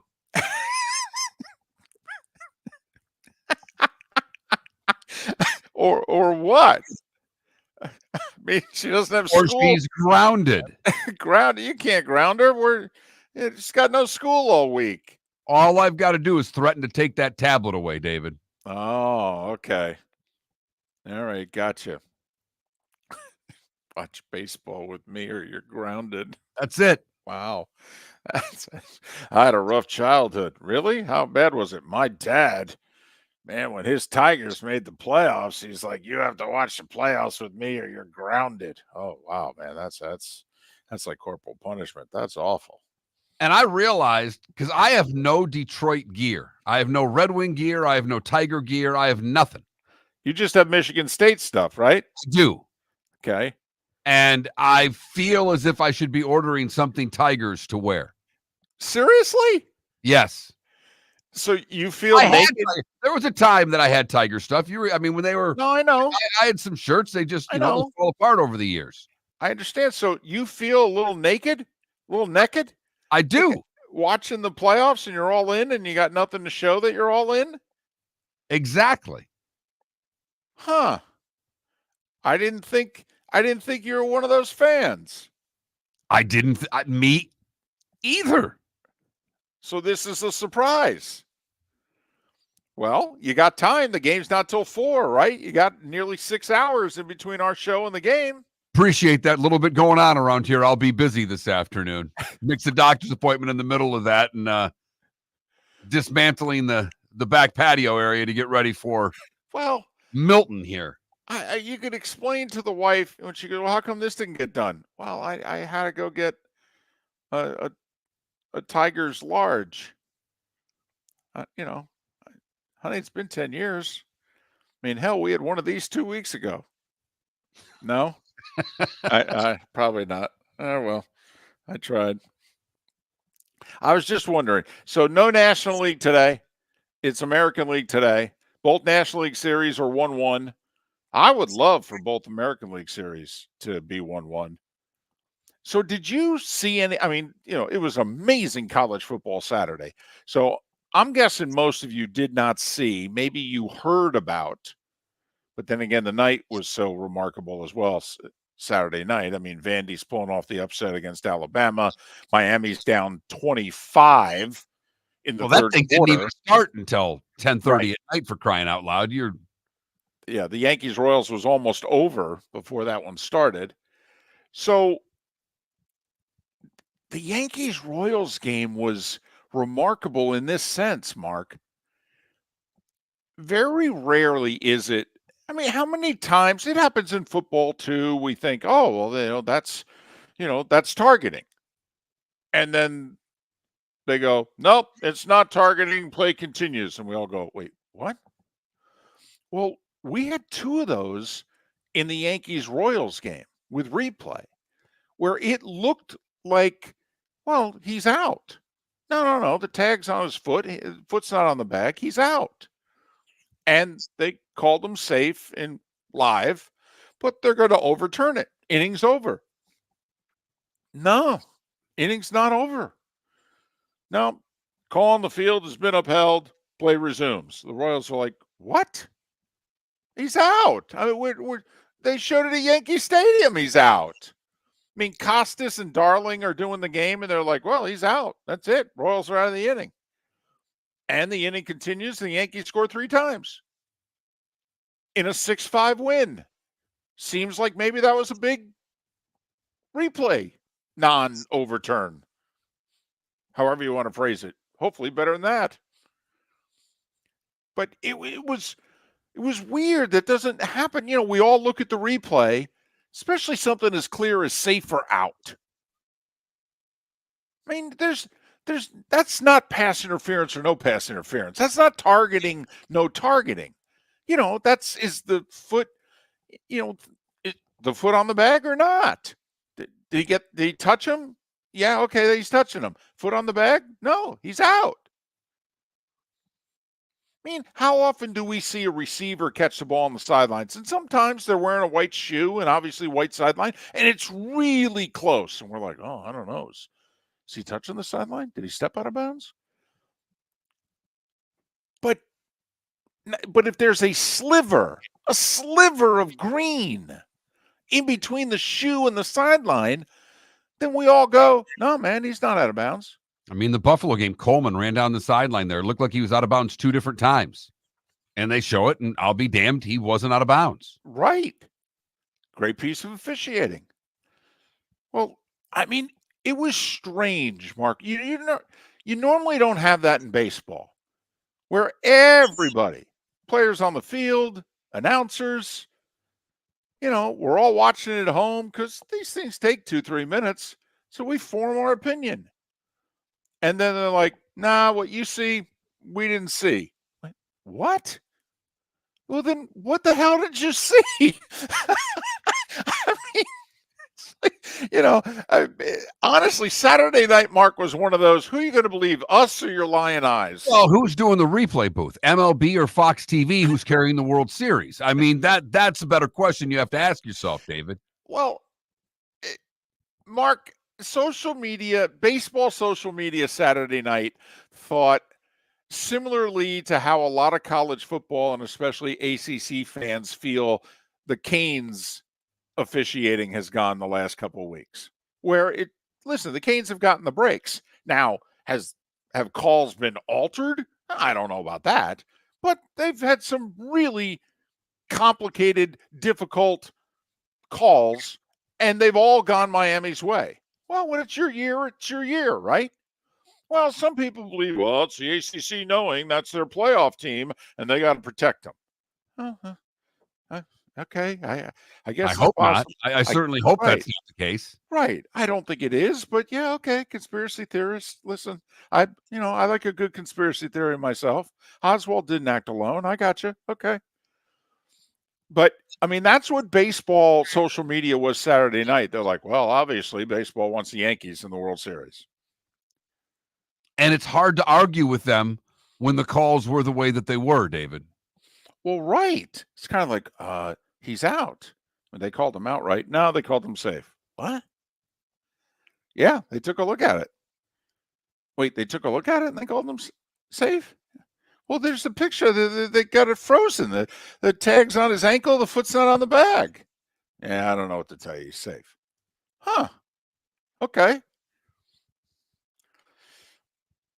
Now, listen, please know, there's no bias for me here. All right. There isn't. Okay. First off, I picked the Yankees in 5. I did say I think the Royals are a very difficult series for the Yankees. They have very good starting pitching, and they have a young, athletic lineup that puts the ball in play. They will stress the Yankees every way the Yankees don't want to be stressed. And that was a big win for the Yankees, sending Cole to the hill and not getting a ton of production from their big bats, and they still won. That's a big win for the Yankees. But just was a very strange Saturday night in baseball. For those of you that watched it, because in the meantime of all of that, Right. you had complete chaos going on the college football scene. Right. Miller and Moulton. Miss any of the show? Download it at millerandmoulton.com. Visit Jason and Todd at the Diamond District. A natural diamond is the oldest artifact you will ever touch, and each is one of a kind. Jason and Todd at the Diamond District would like to meet you personally and share their love of natural diamonds and the positive impact of purchasing a natural diamond. We promise that in our vault sits the largest selection of GIA certified natural diamonds at the most competitive prices in the world. Jason and Todd look forward to shaking your hand and welcoming you to their Diamond District family. Wine glasses never fall over until you get a brand new rug. Oh, no! Ketchup bottles act normal till you're wearing a new shirt. Oh, you kidding me? And rocks slide peacefully on the road till the day you get a brand new windshield. Then they fly up off the road and attack without mercy. That's why new windshields from Glass Doctor come with our windshield protection plan. Unlimited repairs and 1 replacement for 12 months. Don't just fix it, protect it. Glass Doctor, a neighborly company. Is snoring bothering your spouse? Would you like to sleep in the same bed again? Do you know that snoring can affect your sleep cycle and cause lower testosterone levels? At Sleep Treatment Direct, we have easy solutions. We have a simple laser procedure that can improve snoring in 10 minutes. If you would like to get back in the same bed or are looking for a natural way to treat low testosterone, give us a call at 239-444-1741. That's 239-444-1741. Or go to sleeptreatmentdirect.com. That's sleeptreatmentdirect.com. Sleep Treatment Direct. Sleep safe and sound. The Cape Coral Police Department is growing. They are currently looking for police officers and are offering a $10,000 signing bonus to newly hired officers. If you desire a career in law enforcement, or if you are already in law enforcement and thinking about making a move to a better agency, think Cape Coral Police Department. If you're looking for a police department that is committed to excellence, that invests in the highest level of training, state-of-the-art equipment, and some of the highest compensation in all of Southwest Florida, then the Cape Coral Police Department is for you. Visit capecops.com. That's capecops.com. This is Miller and Moulton.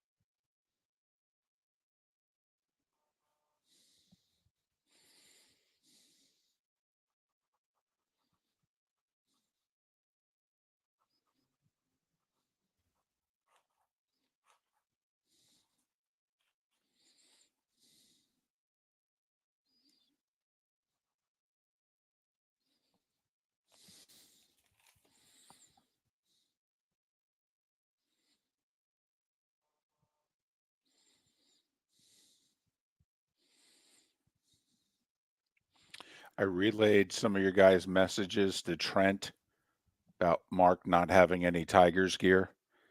And I think, Mark, he's wanting to ship something to you. And I've said to him, remember, he's not your size. He goes, well, he should at least have a golf shirt with the English D on it. I go, well, don't know what to tell you. Real life gets in the way there, buddy.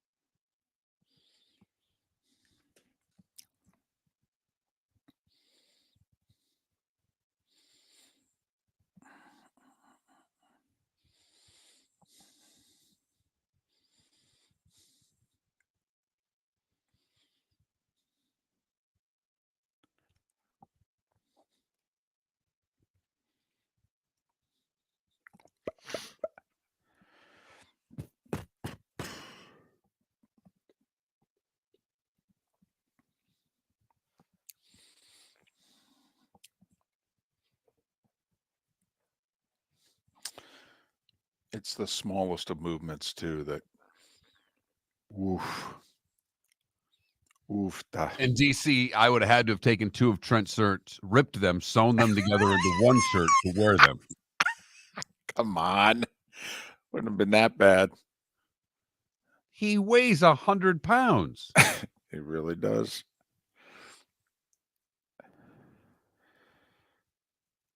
If Mark's a middleweight, he is a flyweight. It is true. I'm a heavyweight, but I mean, Welcome back to Miller and Moulton. Text the guys what's in your mind at 21,000. That's 21000. And now, here's David Moulton. 22 minutes before the hour, coming at you from the Floormeister Studios. Floormeister's next to Costco in North Naples. Floormeister's keeping it real. I'm in Kansas City. Monday Night Football tonight. First of 2 Chiefs home games on Monday Night Football this year. They'll host the Bucs in a month. They've got the Saints tonight. I believe Taylor Swift is expected to be at the game. You know, for some of you, that's a good thing. You know, or for family members, that's a good thing. And for some of you, it's like, for goodness sakes, put the cameras back on the field. Enough already. Show me another replay Of that 4-yard run off tackle. Come on. I want to see the left guard, not Taylor Swift. Hey, for the last few years, this would be a really stupid question for someone like me to ask. But let's face it, Mark. I ask stupid questions and people like me ask stupid questions. So here goes. Is it possible the NFC is better than the AFC? Did that just happen and we missed it? Well, I David, mean- something like that would require an NFL power ranking type of situation. Probably would. But, you know, if we're going by the whole, okay, winning teams, I mean, we got 9 in the NFC through 5 games. We got 6 in the AFC. Just saying, you know, same number of unbeatens, 1 per conference with the Chiefs pending tonight. You know, we have a whole division above 500 in the NFC, you know, kind of like we had in a division last year in the AFC. I'm just wondering. Well, I think you can stop right there with the 2 Norths, because you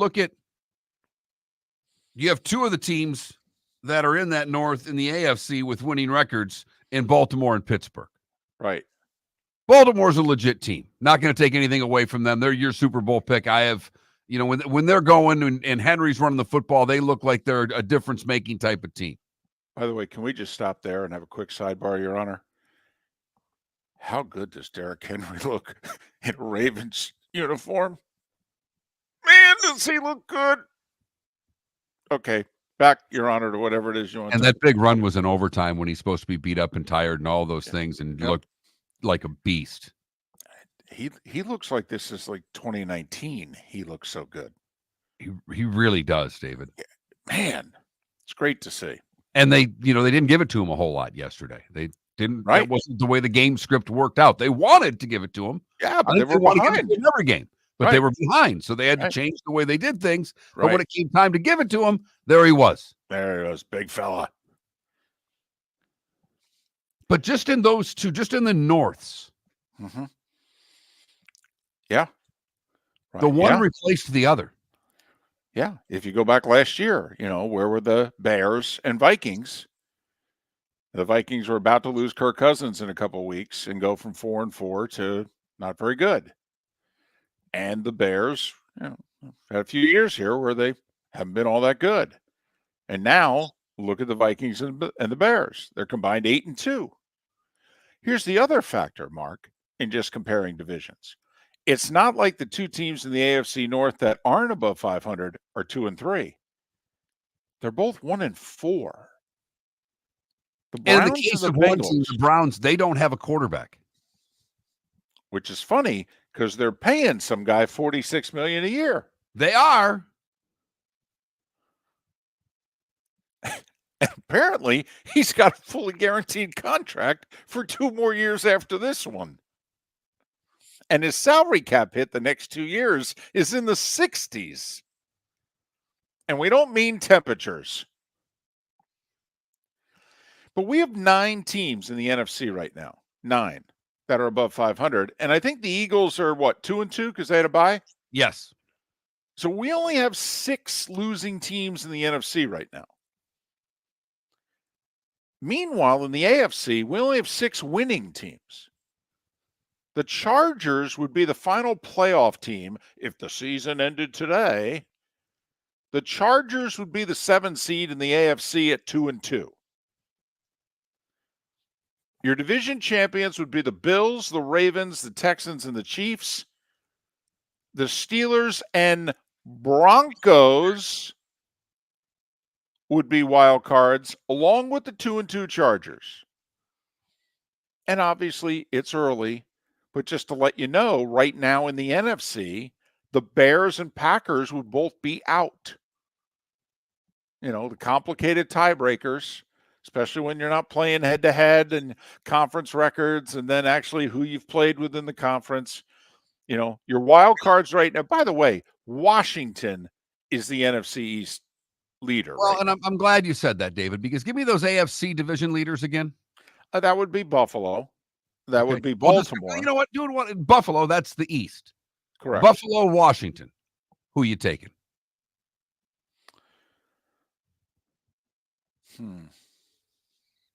You see, you got to remember. I know it'd be really easy to take Buffalo. Well, and I will take Buffalo. Okay.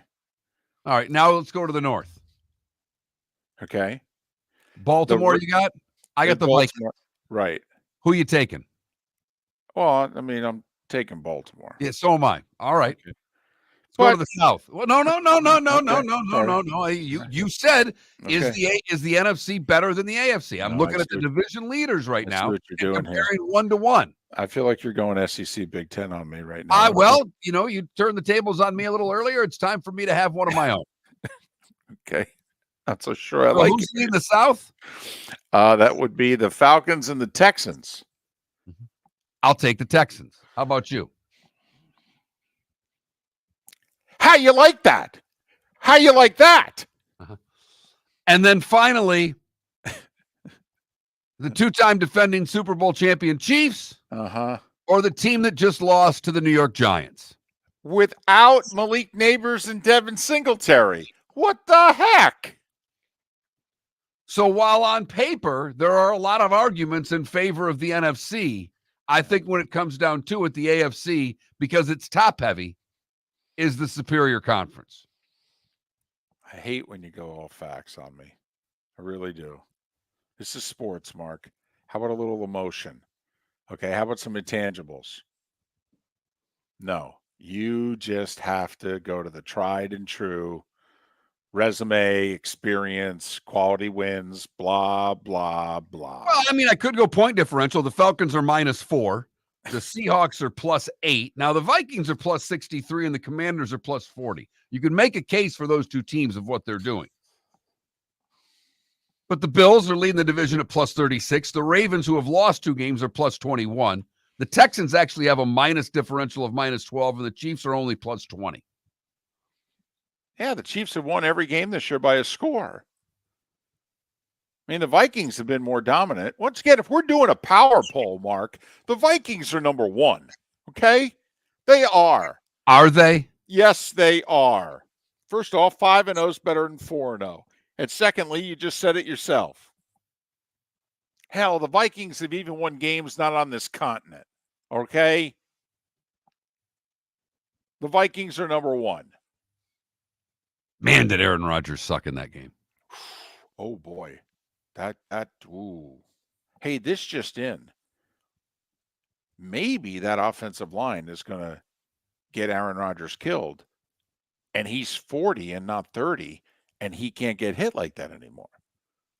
Knees banged up now. Ankle. After the game, he said he has an ankle injury also. Right. I mean, I will say he at least, found Garrett Wilson late in the game. That's nice. Quite a Those few two- times. That was Yeah. good for them to see. Yes, they need to get acquainted with one another. Here is the thing, though. They host the Bills a week from tonight. I mean, Jets beat the Bills a week from tonight. They're tied for first. So for as bad as it is, and they're 2-3, and they're 2-3 in the part of the schedule where we said they need to be 4-1, but they're 2-3. But if they beat Buffalo, they're tied for first. Now, with that said, if the Jets beat Buffalo a week from tonight, then it's possible that the Miami Dolphins could also be tied for first. Boy, how bad does that Tennessee loss hurt now? When the schedule maker gives you a win, you gotta take the win. They add up really quickly.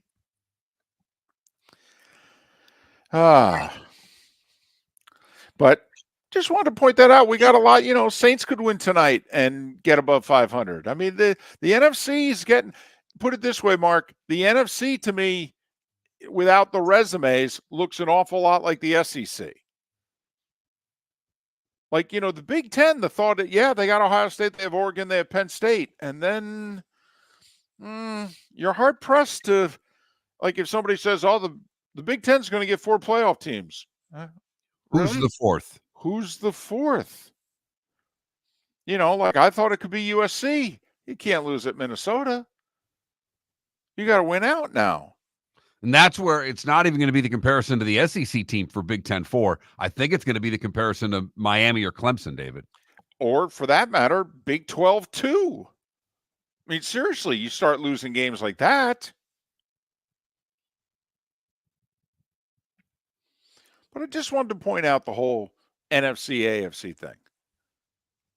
I got 9 teams with a winning record. Could have 10 after tonight. I will say, I've been doing this that long. I mean, it's only my 3rd year with Monday Night Football, but it's my 7th involved in NFL broadcasts in a more intimate way than we are as fans. I have never seen so many players on an injured list this early in the season before. I'm not overreacting to this. I'm not. The list that the Saints released yesterday, or Saturday even, that the list that the Saints listed of players that are out, not questionable, not doubtful. They just said, these 7 guys are out. They've played 4 games. It's like, holy blank. Let's get that 18th game in. Whoo-wee. That's important, David, to add another one to the schedule. Well, it is important, Mark. This is a TV show, and it's all about raising money. So, yes, don't you mock it. It's very important, Mark. In fact, there's nothing more important on the NFL agenda than getting an 18th game. Thank you very much. That opens up the TV contract again. Also potentially opens up a whole new TV package because Goodell wants 16 international games. That could open a 9:30 a.m. window on Sundays. Stream Receiving Service will pay $1 billion a year for that. Mark, the goal is to get to $25 billion. They're approaching 22. They need more money. Well, I'm all for the 9:30 slot. In fact, I believe the first 3 quarters of every one of those games is going to be on the Miller Network. I was fired up for Sunday football. Wife and daughter were at catechism doing their church thing. Now, I did have to leave for an hour to join them at church, which was, I only could check the scores every so often without people looking at me. Especially since it was the Jets and Vikings. Right. If it was maybe a team or two with a little bit more regional interest, Well, if it was the Eagles, I could have just been relaying the score to the priest, who's a big Eagles fan. That would have been Father Hugh. I just motion and scores. They're up 3, up 7. But yes, Mark, it's very important. Don't you mock it. There is no more important thing. But I'm just saying, the injured list this early into a season, I've never seen anything like it. Not even close. It is just we get the roster Okay, we get a flip card is what it's called. Offense and defense when they're on the field at the same time, and then the other side it's offense and defense when the other team's got the ball. And 90 minutes before the game, we get the inactives, and I always take a yellow highlighter and I just, go through the players on the flip card who are not playing. And it's okay, a few reserves. I've never put a highlighter this early in the season through so many starters.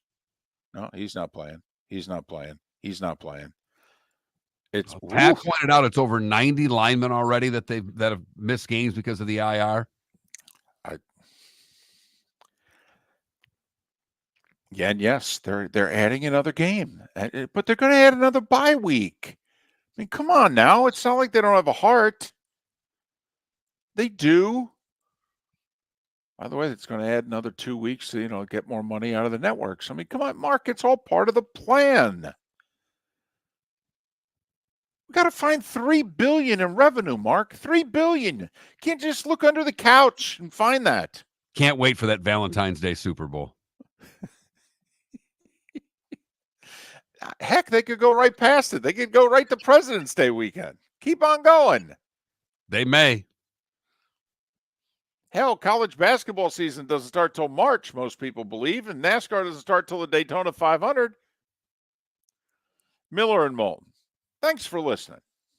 Gentlemen, as your wife mentioned getting new flooring, but you don't want to go through the hassle, well, go see the Floor Meisters in Naples next to Costco. They understand your time and money are important, so they'll make it as painless as possible. With a huge in-stock selection of carpet and Cortec, they can get you the floor your wife's been asking for. They carry wood, vinyl, carpet, and tile. If you do it yourself, no problem. They can handle that as well. So go see TJ at the Floor Meisters and tell them, just keeping it real. American Paint Supplies, for nearly 30 years, is your one-stop shop for all your coating needs. If you are a designer, a contractor, a professional painter, or a weekend warrior, American Paint Supplies is the place where experts go to get expert solutions. At 6100 Shirley Street in Naples off of Pine Ridge, American Paint Supplies delivers the best solutions with the best products with the best support. Meet Gene and his team today at American Paint Supplies. Call 239-566-2700. That's 566-2700 or online at AmericanPaintSupplies.net. Honey, you want to come out? I haven't seen you since Glass Doctor installed our custom shower enclosure. No thanks. Well, you can't keep eating breakfast in the shower, and laminating your magazines is getting expensive. You remember we have guests coming over tonight, right? Oh, I'm sure they'd love to see the shower. It's our neighbors, and I highly doubt they want to be hanging out in our bathroom. The shower's so good, you'll never want to leave. Visit glassdoctor.com today and schedule an appointment online. At Physical Therapy and Balance Centers, our goal is to help you love your life. When your life is sidelined by an injury, dizziness, surgery, or condition keeping you from doing what you love, we're here to help you heal and feel your best. Our therapist evaluation will determine the root cause of your health challenges, resulting in a unique treatment plan customized just for you. Visit www.physical.com to find your nearest location and see how we can help you love your life. The world-famous cigar bar started as a neighborhood place in downtown Fort Myers, and now it's a brand, a destination, with 4 locations. The original place, Henry Street, Fort Myers, Gulf Coast Town Center, on Southeast 47th Terrace off the Cape Coral Parkway, and the Lounge on West 1st Street in Fort Myers. A place to go, whether you just need a relaxing drink and a smoke after a tough day at work, or a place to go celebrate. From relaxation to celebration, the world-famous cigar bar. Mark Miller for Molly Maid. Why Molly Maid, you ask? Trust. Moulton was a customer for 15 years. Affordability. Didn't I just say Moulton was a customer for 15 years? Worry-free services. Our professional house cleaners are fully insured and a 24-hour warranty. Call Molly Maids today at 239-774-5839. That's 239-774-5839 or online at mollymaid.com/FTMYERS. That's mollymaid.com/FTMYERS. This is Miller and Moulton.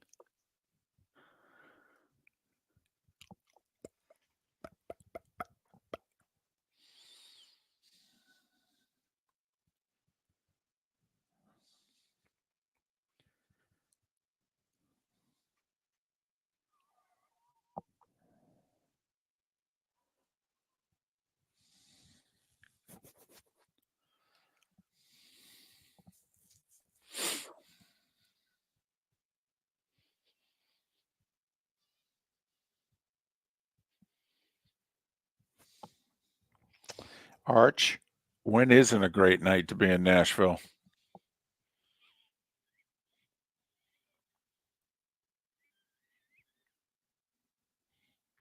How about Vandy having Nick Saban's speech ready to go?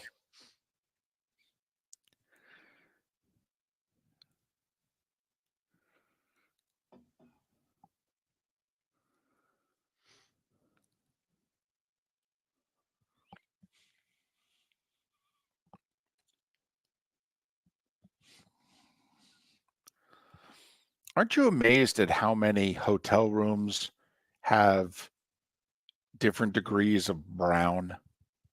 You know, No, it's never honestly, David, that's never been anything that's come up in my life. I don't Well- you spend a lot of time in hotels. You think about these things. well, but the people who follow us on Twitch always comment about my backgrounds. And I mean, brown is not, see, I disagree, Coach Grizzle. It's not a warming color. And that's why it surprises me that there's so much brown or tan or whatever that's in hotel rooms. But they are very generic, very bland, not a lot of color.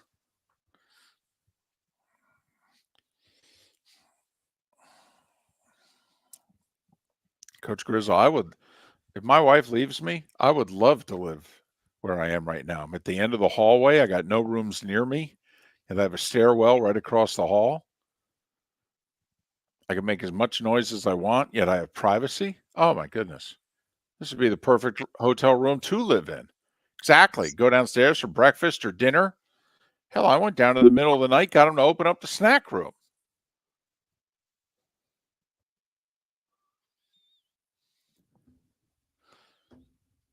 Now, Coach Grizzle, this is one of those hotels where breakfast is not complimentary.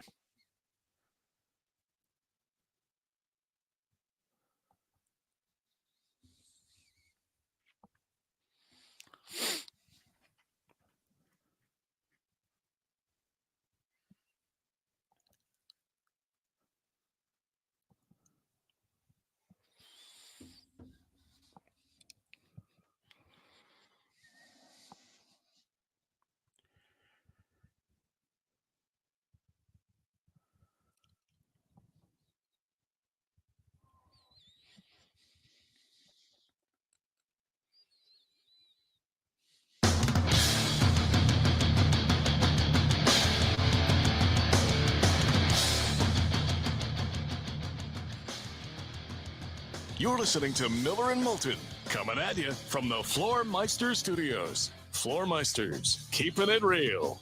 And now, here's Mark Miller and David Moulton. Third hour of Miller and Moulton on this Overreaction Monday. Thanks so much for being with us. MillerandMoulton.com, Miller_Moulton on X. A tremendous sports weekend. It seems as if they're all good. It's just a matter of to what degree. Baseball playoffs continue to be compelling. NFL delivered 8 one-score games yesterday. A ninth would have been a one-score game, except for a blocked field goal to tie in the final minute was returned for a touchdown. So a game that was a play away from going to overtime ended up being a 9-point final margin. But that was a one-score game, right? And yet none of it compares to Saturday. And boy, was it an innocent-looking Saturday. Wasn't supposed to be a special Saturday. This is the special Saturday. This is the one with the games that are lined up. Mark, you think about the college season so far. Notre Dame was a 28-point favorite at home to Northern Illinois. Lost. Alabama was a 23-point favorite at Vandy, which is like playing the Rams at SoFi. It's neutral at worst. Could be a slight home game. Ole Miss was what over Kentucky? 18? 18, I believe. Right. Tennessee 14.5 at the end over Arkansas. But I mean, 28, 23, 18 and change. I mean, these are 3 and 4 score favorites. Lost.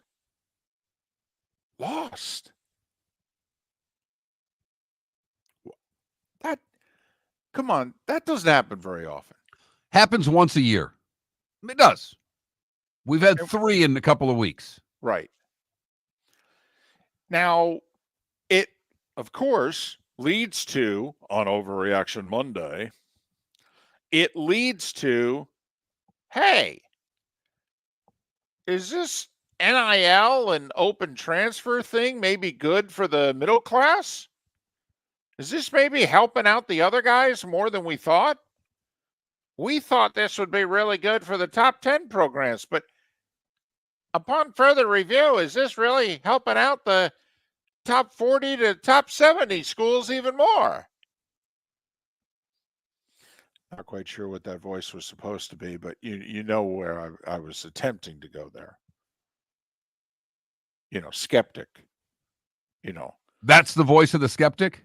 The voice of the person in the back of the room who doesn't normally get heard, okay, who had been drowned out all off season, who now, I want to speak up. I was saying this during the summer and you guys weren't listening to me. I just got one of those texts that basically says the Commanders are 3 in the power rankings and you guys were laughing at me before the season. Well, I wasn't fully laughing. And since I save every text that's done, I'm trying to figure out how I was laughing at you. I don't see the text that. And come on now, we did say that if there's going to be a Houston Texans team this year, it's going to be Washington. Okay. We both love the quarterback. We both loved the quarterback heading into the draft. We love him even more now. We just didn't know if they could get to 10. Like the Texans went from 3 wins to 10. Washington was going from 4 to, and we thought they could double it. I think Mark had them getting 7. I had them getting 8 or 9. I just didn't think they could get to 10. I didn't think they'd be ready to go to the playoffs this year. But they might be. They just might be. Quick sidebar. Also, Daniels threw a goal line interception yesterday early in the game. He hadn't made a mistake like that yet in the league. And it really affected him, Mark. I mean, it really did. Because he then threw for another 300 yards and led him to 34 points. But they were like going in for a score, and he did the one thing you can't do, you turn it over. Young quarterback in only his 5th game, he might be rattled by that. Against the vaunted Browns defense. Maybe not. Best quarterback since Theismann. We said it here. We did.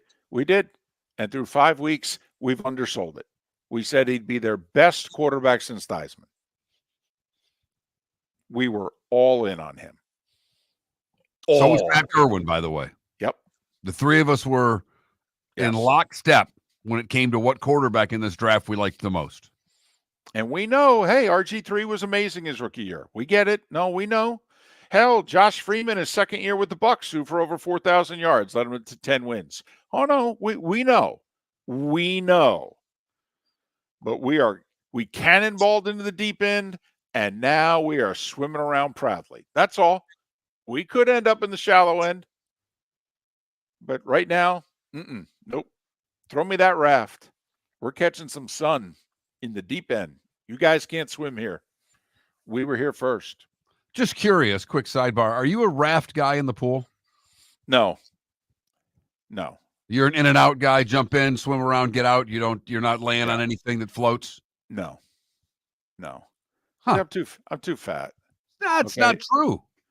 I'm too it's fat. It's the one area where that doesn't factor in. Yeah, you got to be perfectly balanced. You've got less of a margin for error. Okay. No. All right, just curious. I swim in the pool. I do. Play with the kids. I swim. Okay. And then I get out.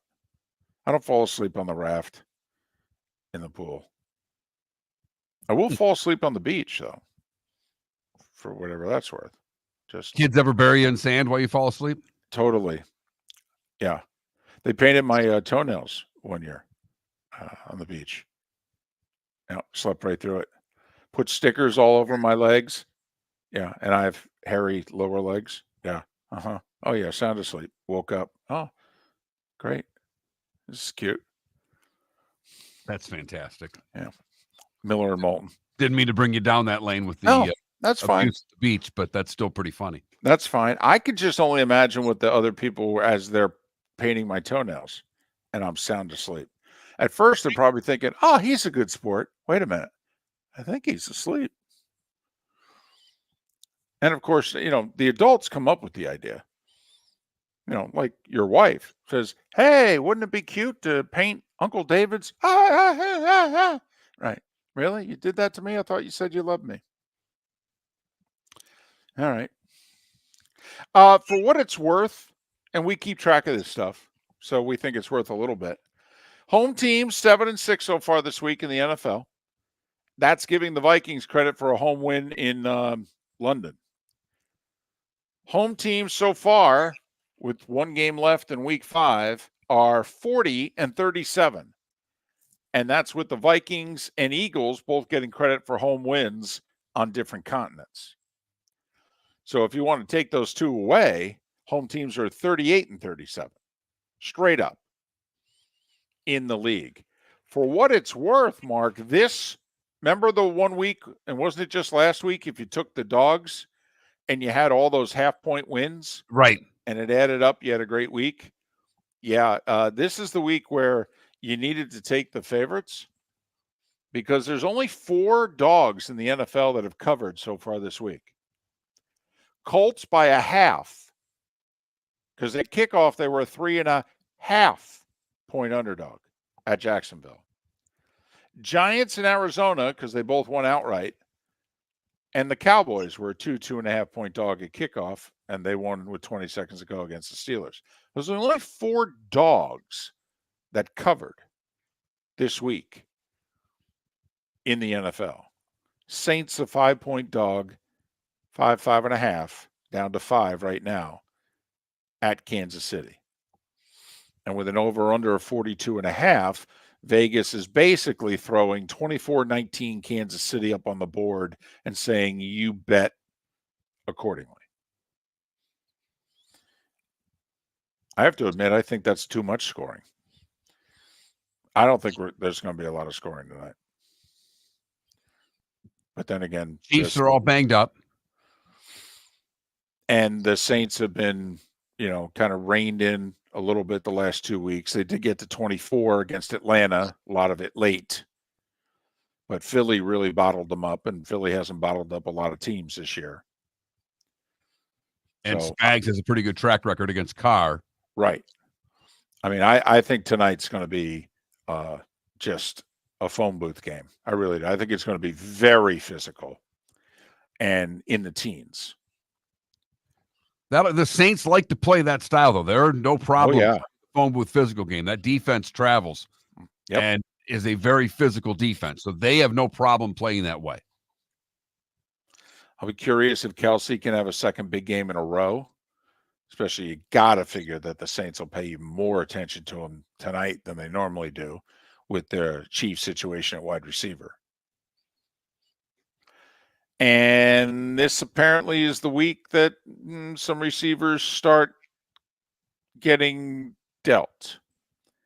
The Jets are in on Devontae. The Steelers are in on Devontae. And we brought that up late last week.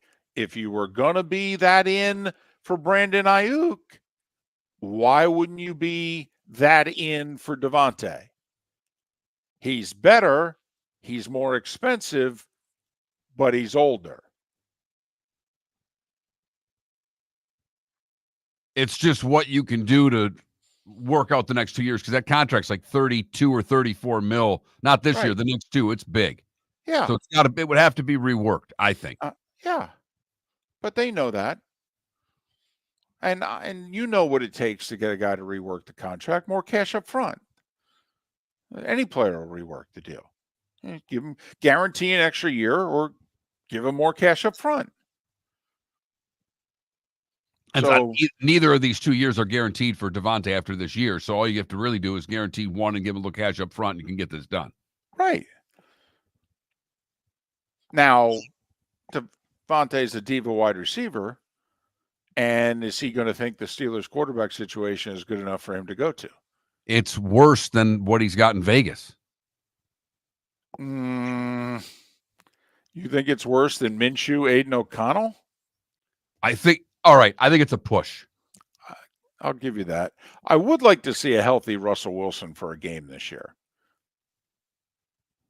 So with the Steelers, David. Well, and they may get it coming up. Supposedly, he's ready to play. Miller and Moulton. Thanks so much for listening. MillerandMoulton.com. Are you suffering from neuropathy? Do you experience stabbing pain, numbness, tingling, or burning in your feet? Are you tired of sleepless nights and avoiding life due to pain?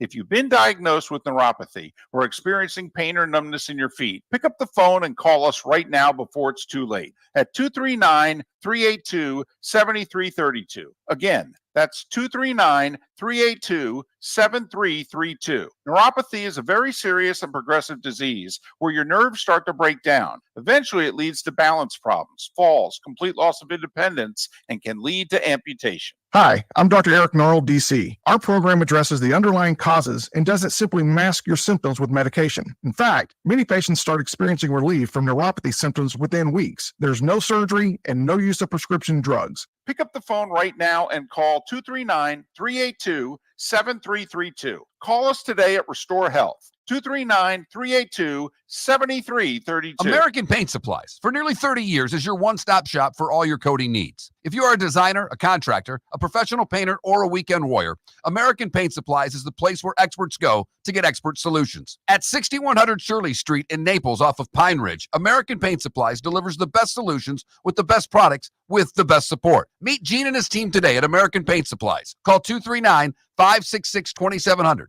That's 566-2700 or online at AmericanPaintSupplies.net. Gentlemen, as your wife mentioned getting new flooring, but you don't want to go through the hassle, well, go see the Floor Meisters in Naples next to Costco. They understand your time and money are important, so they'll make it as painless as possible. With a huge in-stock selection of carpet and Cortec, they can get you the floor your wife's been asking for. They carry wood, vinyl, carpet, and tile. If you do it yourself, no problem. They can handle that as well. So go see TJ at the Floor Meisters and tell them, just keeping it real. This is Miller and Moulton.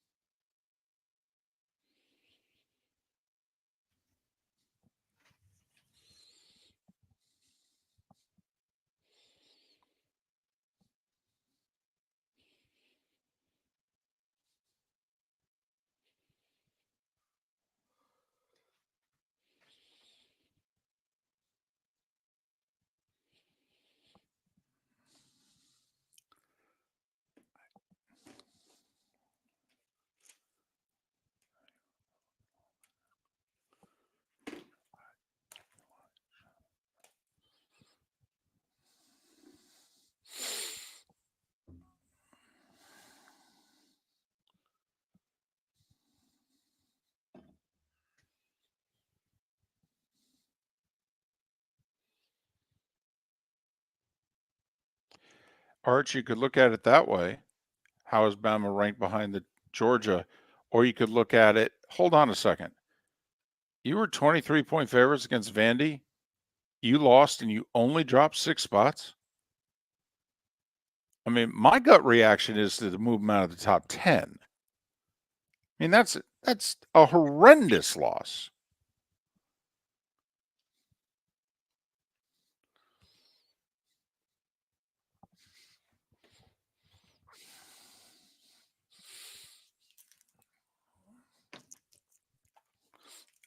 J-Noel, it's not that Troy stays in the same hotel as me.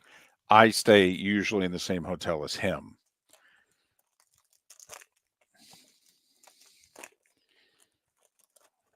They just have different pseudonyms when they stay at the hotels. David's Harry Houdini.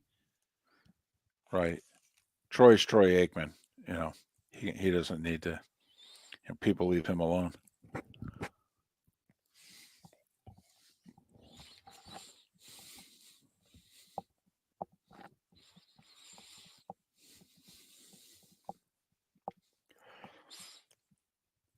They usually break the crews down into production and technical, and they also usually keep the people that are involved in the truck and the booth. They usually keep together in hotels because those are the people that are most likely to meet with each other and talk about things, travel to and from games together, etc.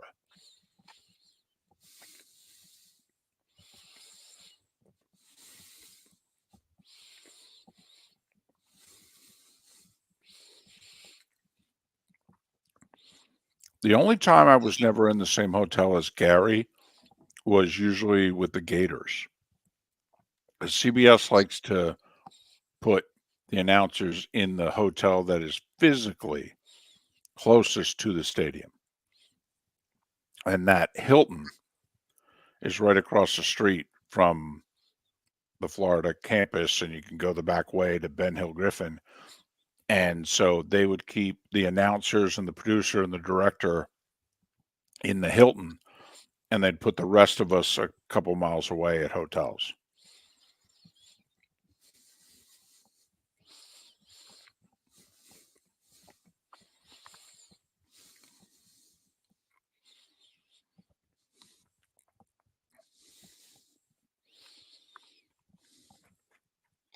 So for what it's worth, yes, I'm usually in the same hotel as Brad and Gary and Joe and Troy.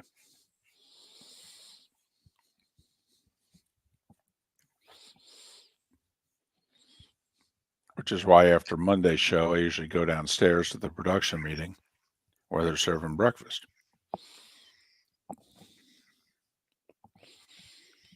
And get a freebie.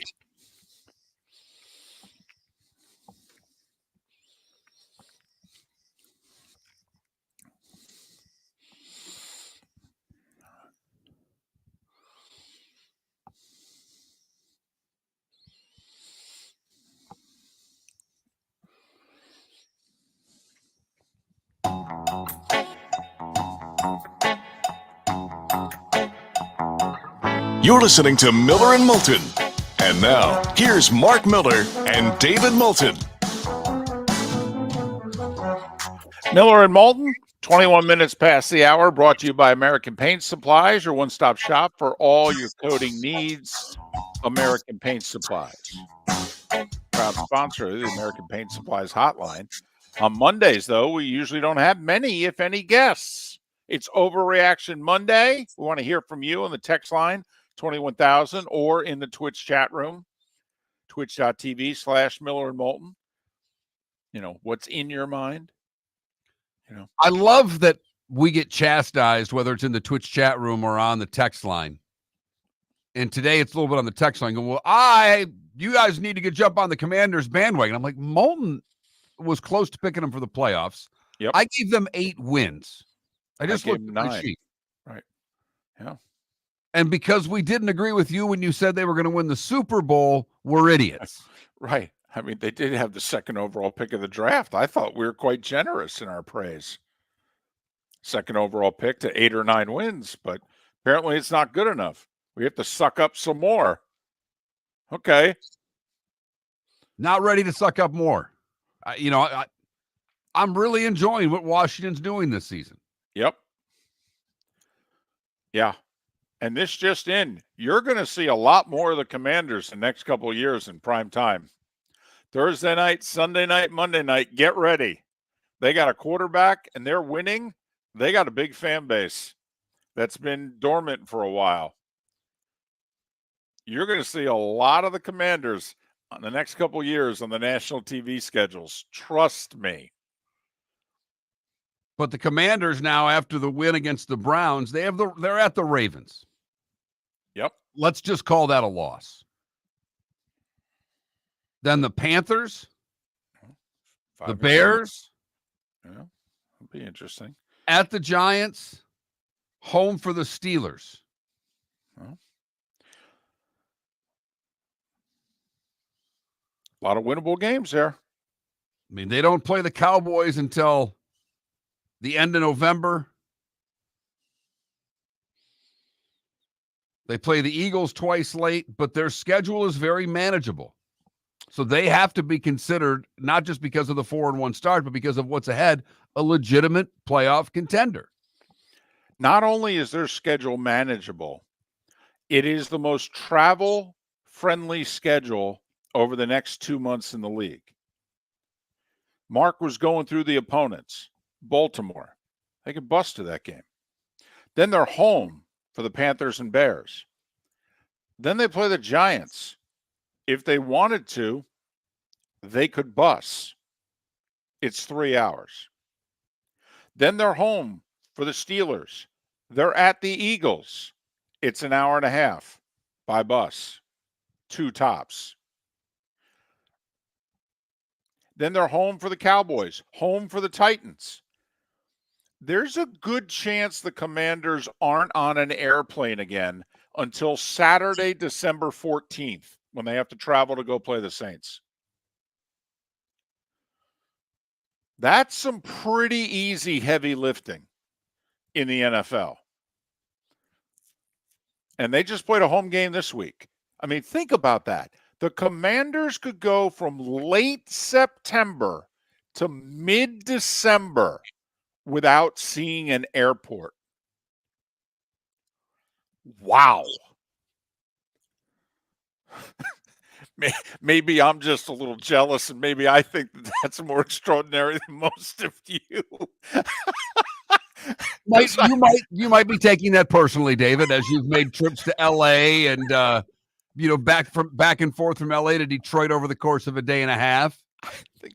I think I'm on more flights this travel week than the Commanders will be the rest of the year. But now, come on now, Mark, you've done the travel with teams and what have you. I mean, travel wears on you. We talk about the Niners and the Seahawks and what they have to battle from a travel standpoint. That's pretty remarkable. You can go 11 weeks in the NFL and not be on an airplane. I mean, that's good living right there. And that's part of when it's your year, it's your year. But just look at the Cowboys, conversely, from the Commanders of what they have upcoming. They get the Lions at home this week. Then they have their bye. Then they go to the Niners. Then they go to the Falcons. They host the Eagles. They host the Texans before that late November game against the Commanders.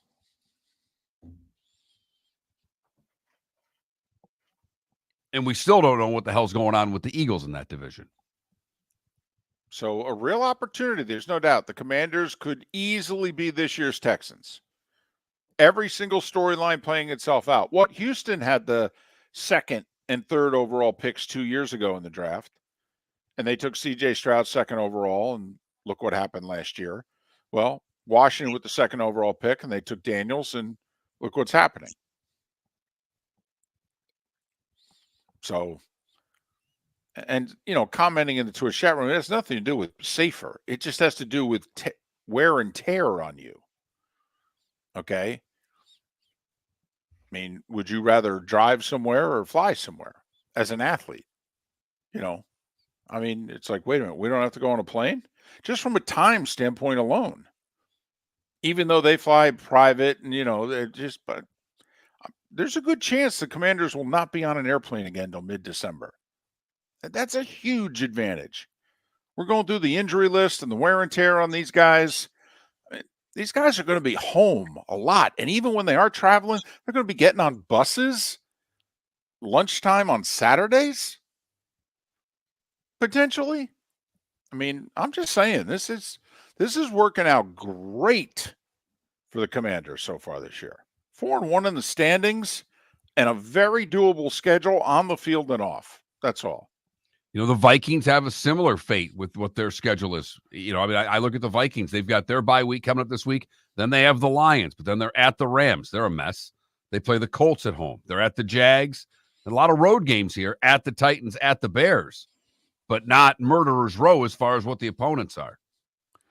No, and that was the schedule. Remember at the beginning of the year, we were like, show me the games the Vikings are going to be favored in. Now we're looking at the schedule going, show me how many times you think they're not going to be favored. Couple times the rest of the year for the Vikings where they're not, unless things go horribly wrong for them. And a good sign for them yesterday, they won without their A game. Sam Darnold was like a C, and they won. I don't want to say the calls weren't warranted. They got some help from the officials. It seems that every time they threw the ball to Jefferson, they called pass interference. Well, most of them were. Listen, I'm glad because Sauce Gardner holds on virtually every play. And for his rookie year, they let him get away with it. And now I think the league is like, we got to start calling this. I'm glad they're calling it. He's good enough where he doesn't have to assault you to cover you. And he still wants to assault you. I'm glad they're going to start making him actually cover people again and not just grab them and hold on to them. Besides, Mark, if you're covering Jefferson, I'd assault him too. I mean, I think it's the only way to cover him. Right. But yes, a lot of calls on the Jets defense yesterday. A lot more than those two corners are used to getting. Miller and Moulton. Saints and Chiefs tonight in Kansas City. Chiefs a 5-point favorite. First of their two home Monday night games. They'll host the Bucs a month from now. Saints trying to be the 10th NFC team to have a winning record 5 games into the season. That in and of itself is remarkable. That the NFC would be off to the start that they are, conference-wide. And the Chiefs trying to stay unbeaten and to stay 2 games ahead of the Broncos. Who have a little bit of an easy schedule here ahead of them where they have an opportunity to get at least 2 or the next 3 before their schedule gets a little more daunting towards the end. Did you see the uniforms they wore yesterday? I did. How could they not wear those uniforms every week? They look so good. Here he Mark, goes. do you know who they looked like yesterday? They look like the Denver Broncos.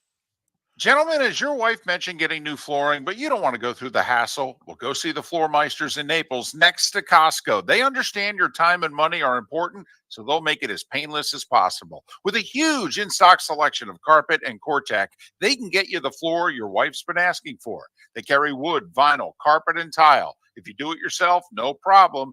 They can handle that as well. So go see TJ at the Floor Meisters and tell them, just keeping it real. The Cape Coral Police Department is growing. They are currently looking for police officers and are offering a $10,000 signing bonus to newly hired officers. If you desire a career in law enforcement, or if you are already in law enforcement and thinking about making a move to a better agency, think Cape Coral Police Department. If you're looking for a police department that is committed to excellence, that invests in the highest level of training, state-of-the-art equipment, and some of the highest compensation in all of Southwest Florida, then the Cape Coral Police Department is for you.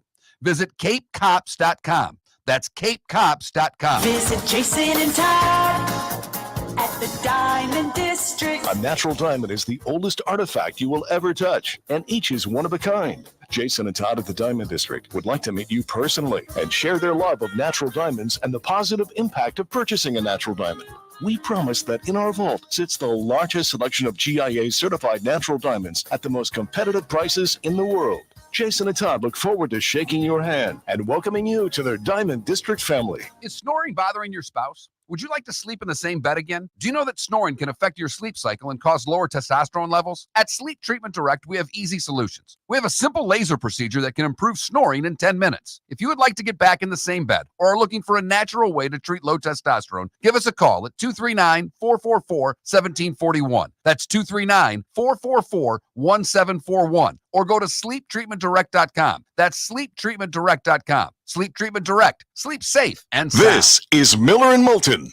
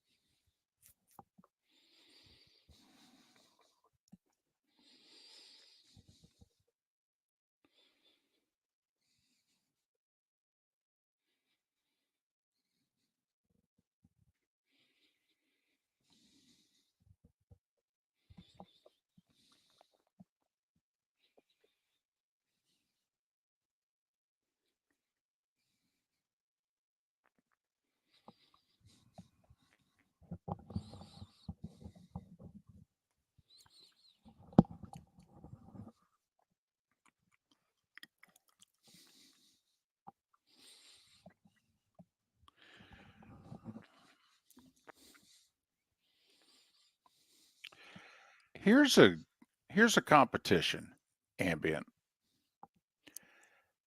I'm curious, and I'm, a little biased probably because of my age. I'm curious though, what fan base thinks their current uniforms are better than their throwbacks? I'll hang up and listen. Dolphin fans don't. Bronco fans don't. Patriot fans don't. I mean, I'm curious, what fan base The thinks Patriots did all their winning in the other jersey. right? What fan base thinks that the uniforms of the 2020s is better than the uniforms of the 80s and 90s?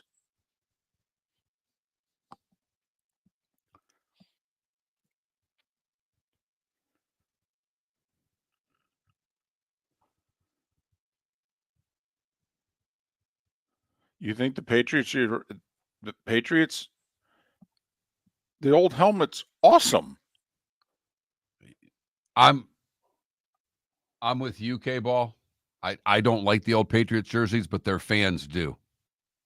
Or a lot of them do, at least the ones I know. Right. The Eagles fans would love for them to go back to wearing the green tops. They'd love those uniforms.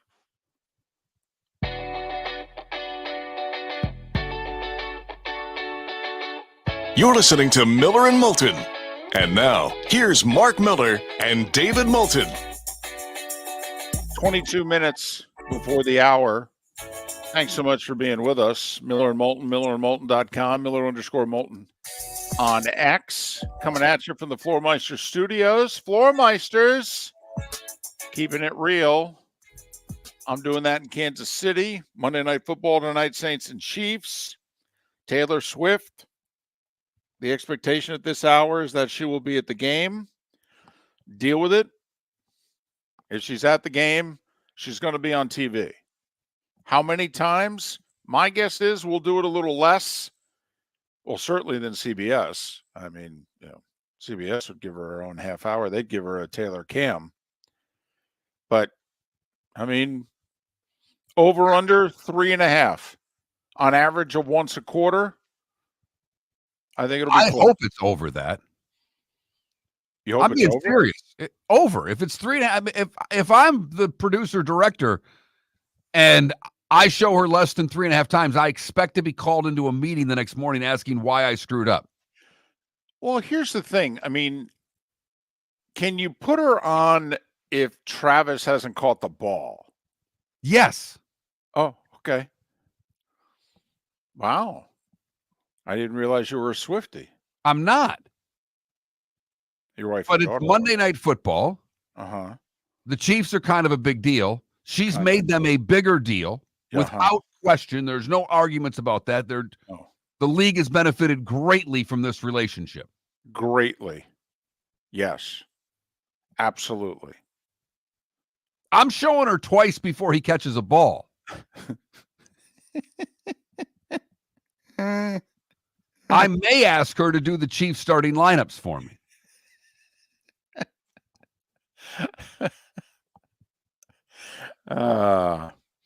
She walked by us last year at a game. All right. Haven't met her, but she did kind of walk by us, get into her suite. It's kind of like, oh, yeah, you're here. Yep. When she smiled, she waved. Good for her. Yeah. So she should I be in a haven't good mood. never really heard anything about her being unpleasant. Yeah, she should be in a good mood. You know, She's on top of the damn world. She should be. You're darn right she should be. life's pretty good. She's got really good seats for the game with a lot of privacy if she wants it. Yeah, she should be in a good mood. Absolutely. But I'm just conditioning people. Some people are very anti her. They've had enough. Ah, there they are showing her on TV again. Just saying, our anticipation, I'll find out more in a couple hours at the production meeting, but from what we were led to believe, she's going to be at the game. Hasn't been to the last couple he's played in. Going to be here tonight. That's what we're led to believe. Just cautioning everyone. That's all. Deal with your angst accordingly. Hey, speaking of which, and Mark, I didn't give you warning that I was going to go down this road. I think it's going to make you happy, though. And when I say we, I mean Miller and Moulton. We both have fan bases who come at us sometimes together, but there's also fan bases that like one more than the other. Mark has a very, how shall I put it, hate relationship with the UCF fan base. Very much so. They don't like me, and I've just decided I'm not going to like them back. Exactly. Mark tried for a couple years during our first, second, and third acts to, maybe acquire some good favor, and it just hasn't worked. And so Mark said, you know what, the hell with it. If I'm the heel, I'll be the heel. Mark, how's UCF done their last couple of football games? Not well, David. They got pounded by the Florida Gators. No one thought the Florida Gators could pound anybody. So much so, Mark, who was favored going into the game Saturday night in the Swamp? UCF. What was the halftime score? Favorite? Yeah. The halftime score, in case you're wondering, was Florida 24 and UCF 3. Right. And you got to realize, Florida fans want to light their coach on fire. They don't want him on the sidelines anymore. They will put the hat on you. And by you, I mean anybody listening right now. And put you on the sidelines and say, you're our interim coach. Just get this guy out of my sight. I'm so sick of him. He can't coach. The team sucks. Get rid of everybody. Yeah. 24-3. That's after their really big home performance against Dion and the Buffaloes, in which they got shellacked. 2 games in a row up front, they've gotten their asses kicked, David. Mark, against teams that we didn't think had the ability to do much butt kicking up front, if you know what I mean. In fact, Mark, 2 defensive fronts and defenses that cannot handle a power running in. That's what the stats said through the first 4 games of the year. These defenses suck. And they particularly really suck against the run. Right.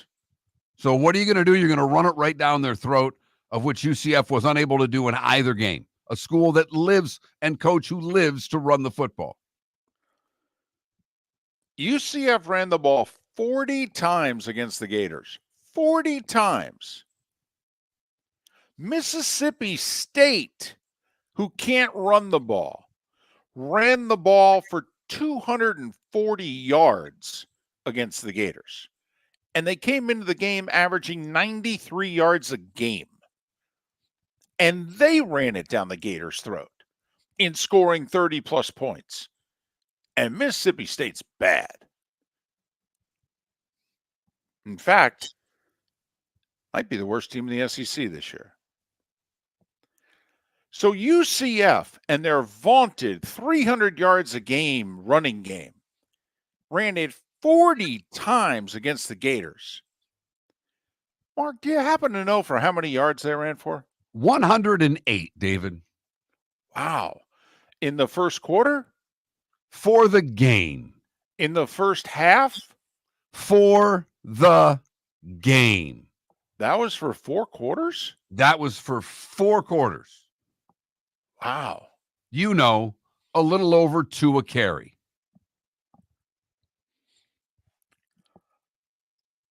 Where's the UCF fan today? I'm not dogging you that you haven't given us grief. I'm surprised you're just not getting a little hostile here. Because it's one thing you losing to Colorado and losing to the Gators. But looking the way you've looked, seriously? I mean, you weren't in either game. You were favored in both. You were fortunate to beat TCU, who's not good, by the way. No, they are not. They're a bottom quarter team in that conference. And the other 2 wins are against, New Hampshire and Sam Houston, so they don't count. This ain't working, Gus. This needs to get better soon. You were supposed to lead us into the Big 12 and take us to the upper echelon of the Big 12. You've called plays in a couple of national championship games, once as an OC, once as a head coach. You won SEC titles. We know you can coach. We know you can lead a big-time program. What's going on there, big fella? And, David, there doesn't look to be a lot of wins left on this schedule, if you know what I mean. Well, not unless they pick it up. I mean, teams can get better. Hell, Dion and the Buffaloes have done it. 3 weeks ago, they didn't look that good. They barely held on against North Dakota State. They were not impressive in the win against Colorado State. And they were fortunate as heck to beat a bad Baylor team. Needed a Hail Mary just to get to overtime. So it can happen here. But, Gus, it needs to happen. And I brought it up on Friday, and you didn't want to hear it. And you didn't want to hear it, not as Mark Miller. You didn't want to hear it representing Gator Nation because they don't want to contemplate this thought. But what if he gets to 6?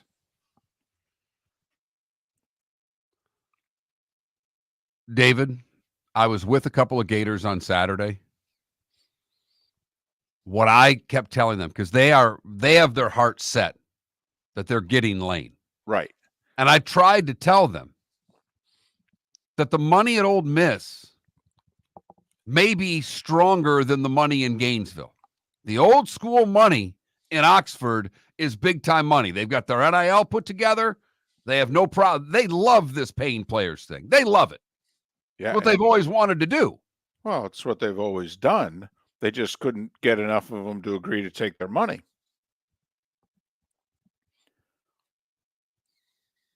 if they don't get Lane, the option B is not that great.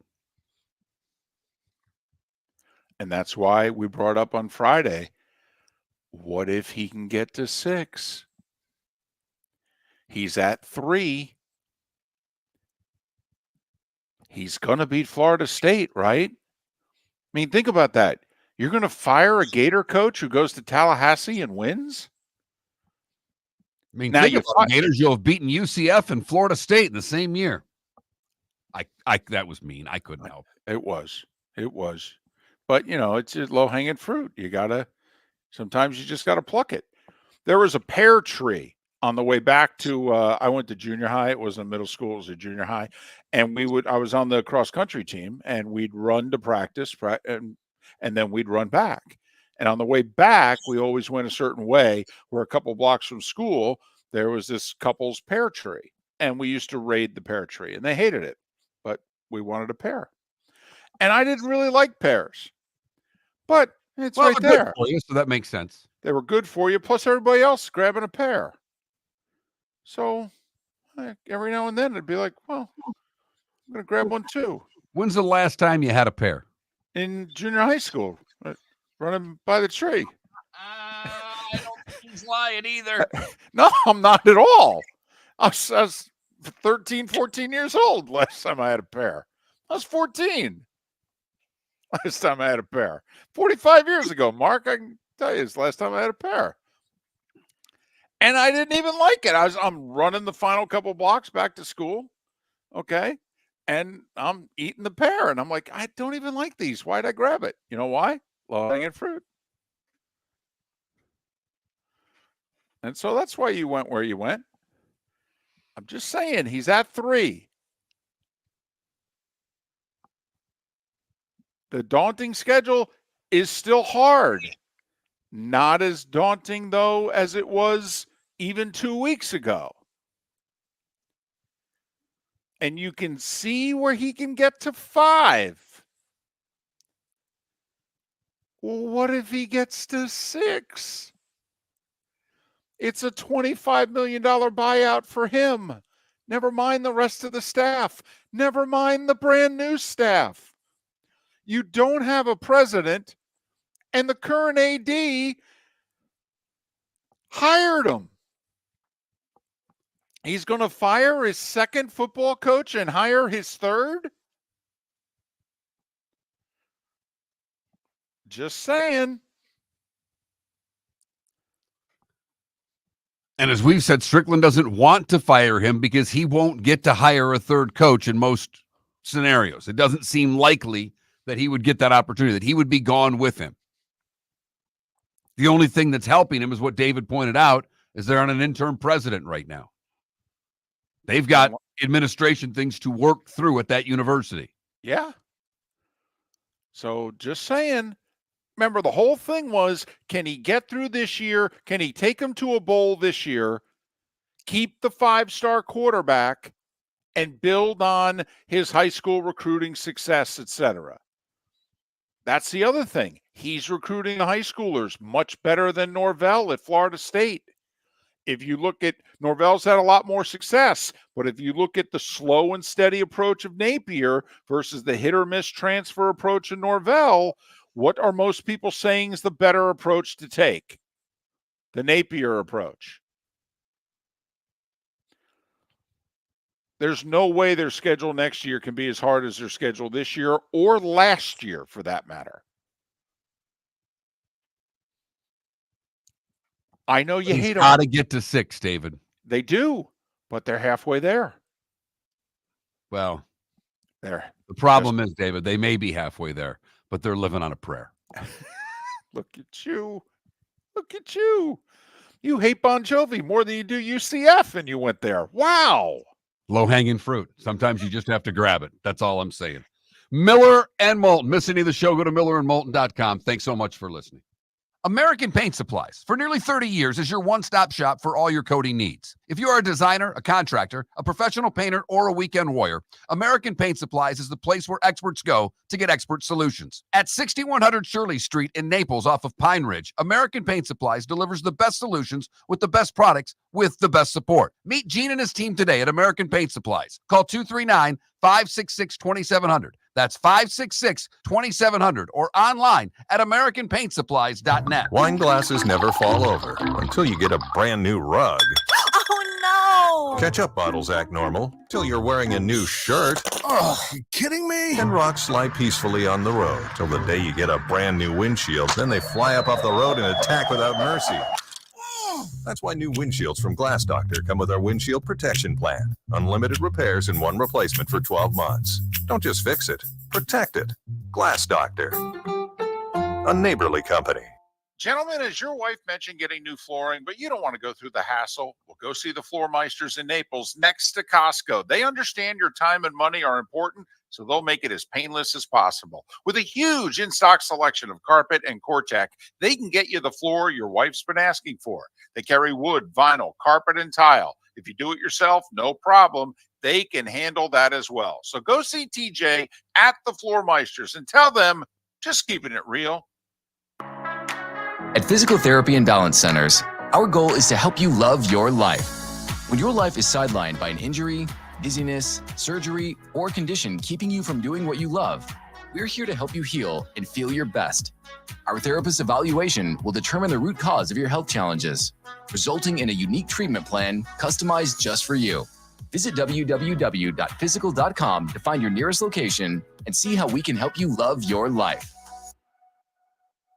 The world-famous cigar bar started as a neighborhood place in downtown Fort Myers, and now it's a brand, a destination, with 4 locations. The original place, Henry Street, Fort Myers, Gulf Coast Town Center, on Southeast 47th Terrace off the Cape Coral Parkway, and the Lounge on West 1st Street in Fort Myers. A place to go, whether you just need a relaxing drink and a smoke after a tough day at work, or a place to go celebrate. From relaxation to celebration, the world-famous cigar bar. Mark Miller for Molly Maid. Why Molly Maid, you ask?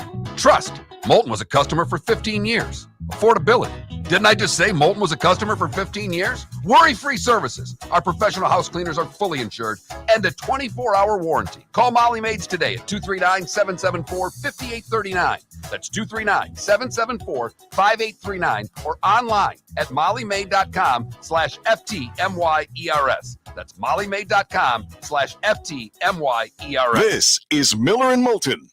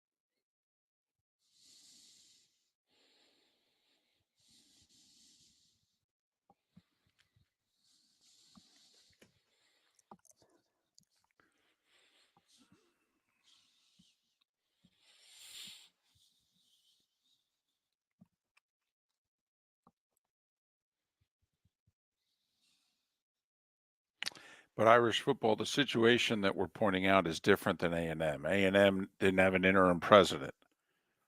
Jimbo actually worked for 3 different ADs, I believe. Plus, money's not the issue at A&M that it is at Florida.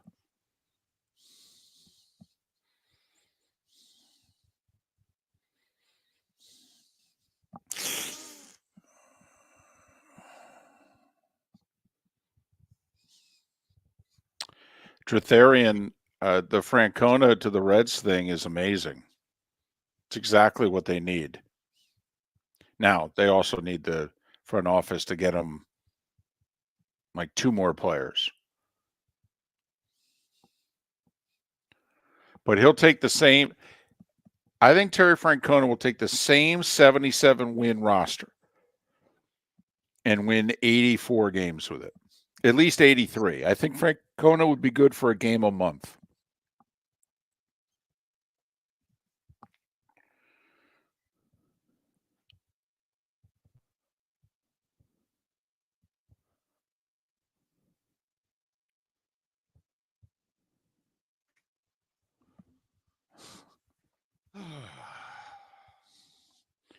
Well, RCB, you can tell your girlfriend that I also said that the Seahawks were the play of the week in the NFL. So, and that was against my favorite team, probably my 3rd favorite team of all time. That's fantastic, RCB.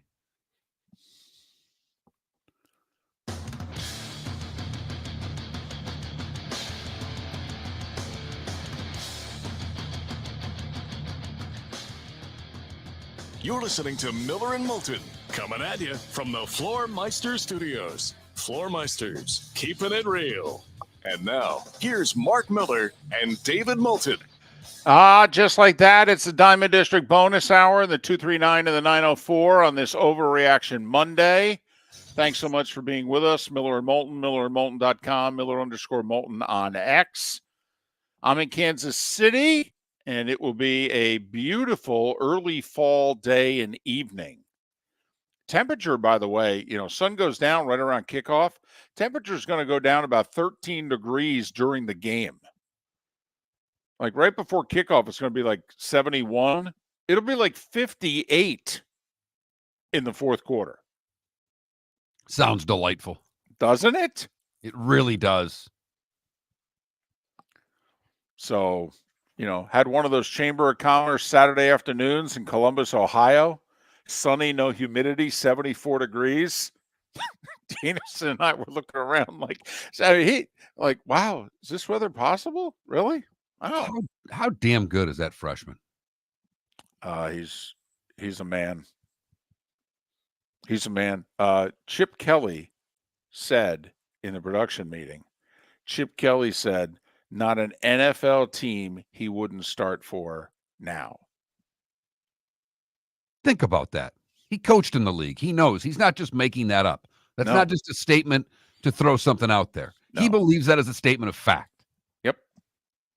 Because the other thing is he's physical. Okay. I'm not saying he's better than the Alabama freshman. Okay. But he's thicker. And Chip Kelly said, matter of fact, he goes, yeah, that's a man right there. Start for every team in the NFL right now. Not saying he'd be the number 1 receiver on every team in the NFL, but there's no way you couldn't line up first play in a 3 wide receiver set. But when Chip said it, he was making it sound like he'd be at least the number 2 receiver on every team in the league. And when you think about that, in Cincinnati, is he better than T. Higgins today? Probably not. Okay. Is he better than Jordan Addison in Minnesota today? I don't know. Might be, but still, yeah, he's a dude. He is a dude. That catch he made. The Iowa guy arm bars one of his arms, so it seems. Right. So he uses it to his advantage. He says, oh, you're going to grab my arm? Good. I'm going to use it to fend you off. And I'm strong enough where I can just Heisman you. seemingly play ragdoll with you. Yes. Big brother, little brother, where I'm putting my hat on your forehead and letting you swing as hard as you want, but you still can't hit me. And I'm Right. going to catch the ball with the other hand, and then I'm going to show it to you. Right. And by the way, the kid he did it to is an upperclassman. Physical player, too. Not a 174-pound corner. Oh, this just in. I mean, there are a lot of things that you can rip on Iowa about, but their defense and their defensive backs typically aren't something you can make fun of Iowa about. So, no, he's a dude. Quick tangent. So he's got to play 2 more years in the league? Yep. That's the way it goes.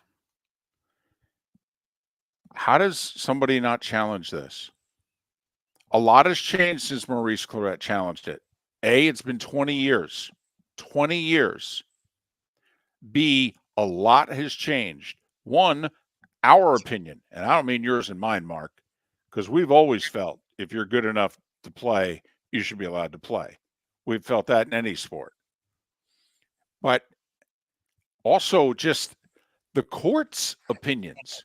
I mean, think of the way courts viewed athletes and athletes' complaints a generation or more ago, whether it was to get more compensation. I mean, Mark, is there a more favorable court in America than the Supreme Court right now to a college athlete?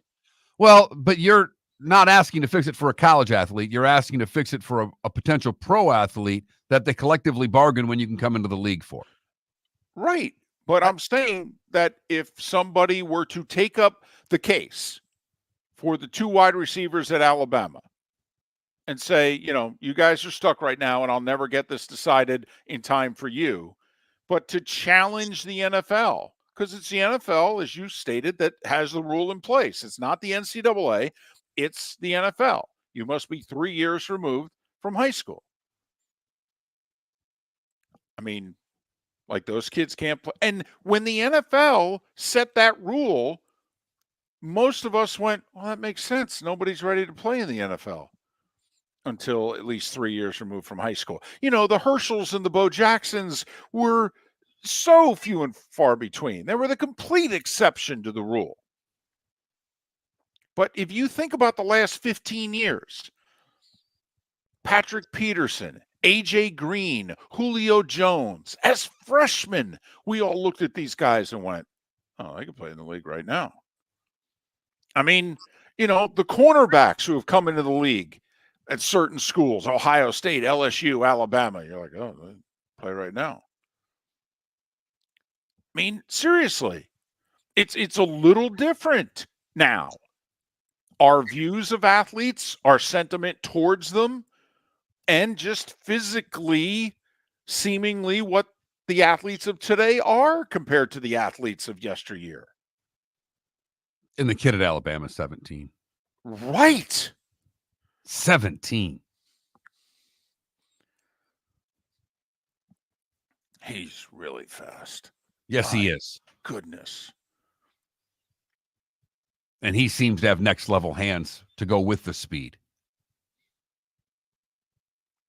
I mean, I haven't seen him in person, but on TV, no one's ever looked faster to me.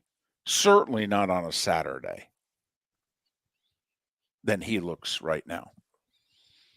He looks like he's in the video game and everybody else is not. But I'm wondering, I'm waiting. Very litigious society. And now it looks as if there's actually some people who could step into the league and be ready to play. A different animal, I would say, though, taking on the NFL versus taking on the NCAA. Because the NCAA, from an infrastructure standpoint, is a wreck. Yes, absolutely. They all sat back and said, well, Supreme Court's going to be on our side because they've always been on our side. We don't need to worry about this that much. Right. I don't think the NFL would have that same type of hands-off approach if someone were challenging them. Oh, no. Well, the NFL fights you every step of the way. No, but I think their record in court is really good. Yes, It's a totally different defense than the NCAA. All right? They don't confront you every step of the way, and when they do, their defense sucks anyway. Right. No, this is the NFL. They confront you every step of the way, and they're the Steel Curtain of the 70s, the Bears of the 80s, you name it, the Ravens, you name the great defenses, the Bucks of the early 2000s. That's the NFL. Absolutely. Hall of Famers everywhere. Really? They got to wait? Mark, I'm not playing around. If he was my kid, this would be his only year at Ohio State. I don't know what to tell you. You don't have to play anymore. Well, you and I have been that way with certain players for a long time. But now the only difference is he gets paid to be at Ohio State. Well, now. That's true. And he's paid handsomely. And maybe that's why the NFL would win now. Is that the college athlete can't say, well, I'm denied, and the NFL would go, yeah, actually, Your Honor, he's making more his sophomore and junior year at Ohio State than he'd make in the league, which is technically not true because he'd get a high first-round signing bonus and what have you, and also he'd start his clock a lot sooner to make more money. But, the NFL can now go, he's going to make $2 to $3 million playing in Ohio State these next 2-3 years. Yeah, okay, he wouldn't make as much as he wants in our league, but it's our league. Don't know what to tell you. It's like our country club. Look at us as the Boy Scouts. We can kind of set our own rules.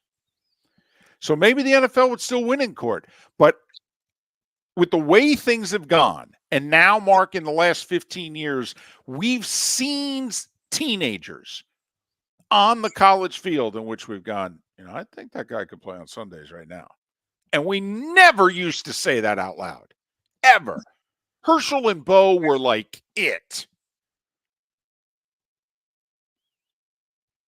It's fun watching a little bit of Georgia Auburn just because they show those highlights. Yeah, it really is. It makes it worthwhile to put that game on for a little bit. It is something when they're on the sidelines or they come to the booth too. And you just, especially if you're of our age, Mark, and you just look at them like, wow, you guys were just beasts. They both have great smiles too. Quiet but welcoming. It's big presence. At least I've been around Herschel before a couple times. He's been in the room that I've been in. Has a big presence. I've never been in the same room as Bo. Herschel has a presence about him, especially in certain parts of the world where it's even greater. Barkley told a great story. He's on the sidelines at an Auburn game, and it's him and Frank Thomas. He goes, yeah, Hall of Famers are pretty good here at Auburn. He goes, yeah, Bo standing a few feet away. There wasn't a single person who wanted to talk to either one of us.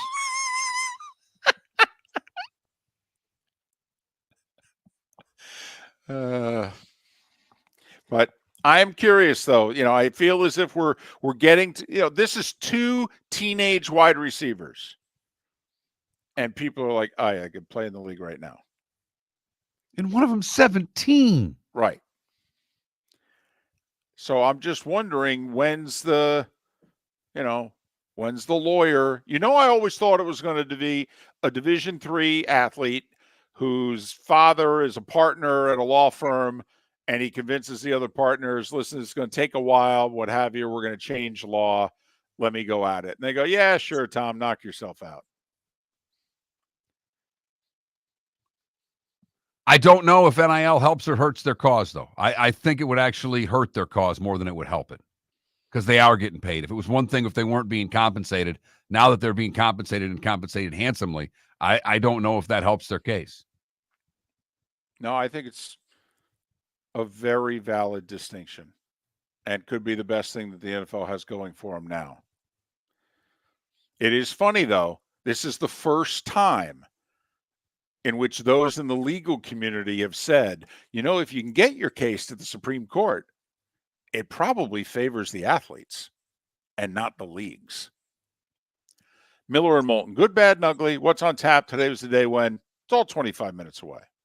American Paint Supplies, for nearly 30 years, is your one-stop shop for all your coating needs. If you are a designer, a contractor, a professional painter, or a weekend warrior, American Paint Supplies is the place where experts go to get expert solutions. At 6100 Shirley Street in Naples off of Pine Ridge, American Paint Supplies delivers the best solutions with the best products with the best support. Meet Gene and his team today at American Paint Supplies. Call 239-566-2700. That's 566-2700 or online at AmericanPaintSupplies.net. Mark Miller for Molly Maid. Why Molly Maid, you ask? Trust. Moulton was a customer for 15 years. Affordability. Didn't I just say Moulton was a customer for 15 years? Worry-free services. Our professional house cleaners are fully insured and a 24-hour warranty. Call Molly Maids today at 239-774-5839. That's 239-774-5839 or online at mollymaid.com/FTMYERS. That's mollymaid.com/FTMYERS. The Cape Coral Police Department is growing. They are currently looking for police officers and are offering a $10,000 signing bonus to newly hired officers. If you desire a career in law enforcement, or if you are already in law enforcement and thinking about making a move to a better agency, think Cape Coral Police Department. If you're looking for a police department that is committed to excellence, that invests in the highest level of training, state-of-the-art equipment, and some of the highest compensation in all of Southwest Florida, then the Cape Coral Police Department is for you. Visit capecops.com. That's capecops.com. Gentlemen, as your wife mentioned getting new flooring, but you don't want to go through the hassle, well, go see the Floor Meisters in Naples next to Costco. They understand your time and money are important, so they'll make it as painless as possible. With a huge in-stock selection of carpet and Cortec, they can get you the floor your wife's been asking for. They carry wood, vinyl, carpet, and tile. If you do it yourself, no problem. They can handle that as well. So go see TJ at the Floor Meisters and tell them, just keeping it real. This is Miller and Moulton.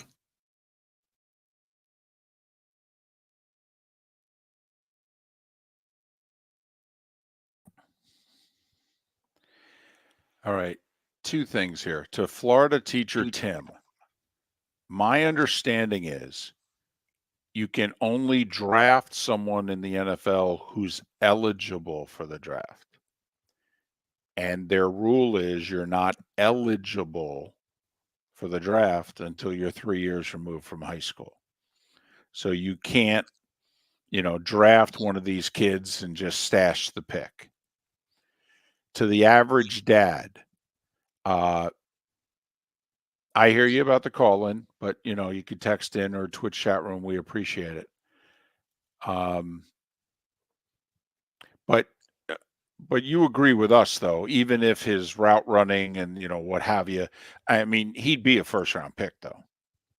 I mean, with that weapon, that speed.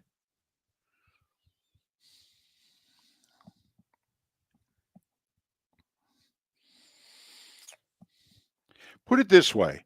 If he was eligible for the draft, Mark, who would go higher, the quarterback at Alabama or the receiver at Alabama?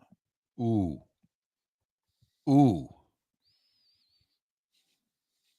Probably the quarterback because of the position, but not by a whole lot of spots, if you know what I mean.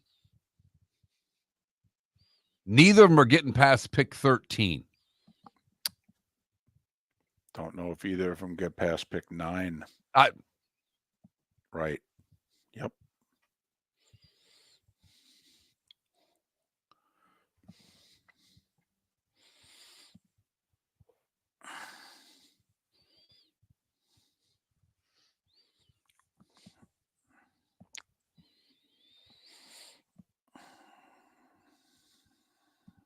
So I just got some pictures from a buddy. People on Bonita Beach over the weekend rented bobcats and are building their own berms, building sand up in front of their houses. Instead of sandbags, I mean, they literally took bobcats and have 6 foot. Okay. It's not legal, but.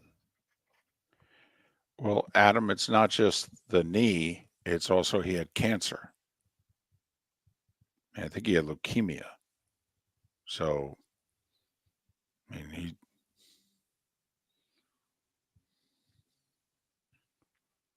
David, by the way, if I've got this right at our NFL picks, we had 6 different picks. Okay. I picked Miami. You picked New England. Okay. I picked Jacksonville. You picked Indy. I'm up 2. But you picked Houston, I picked Buffalo. You Okay. picked Baltimore. I picked Cincinnati. Back to Okay. even. I had Dallas last night. You had Pittsburgh. And you have New Orleans in the upset tonight. Oh, so you could either beat me by 2 or we'll be even. Right. Okay.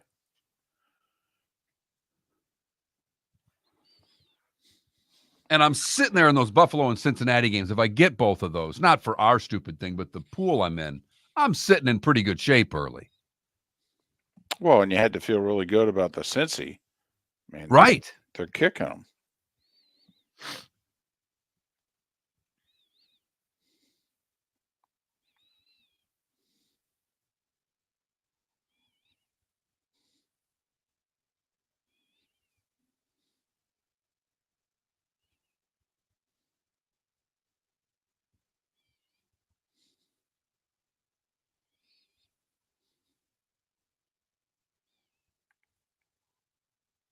So we went 3-3 on our picks in the Jacksonville contest. Mm-hmm.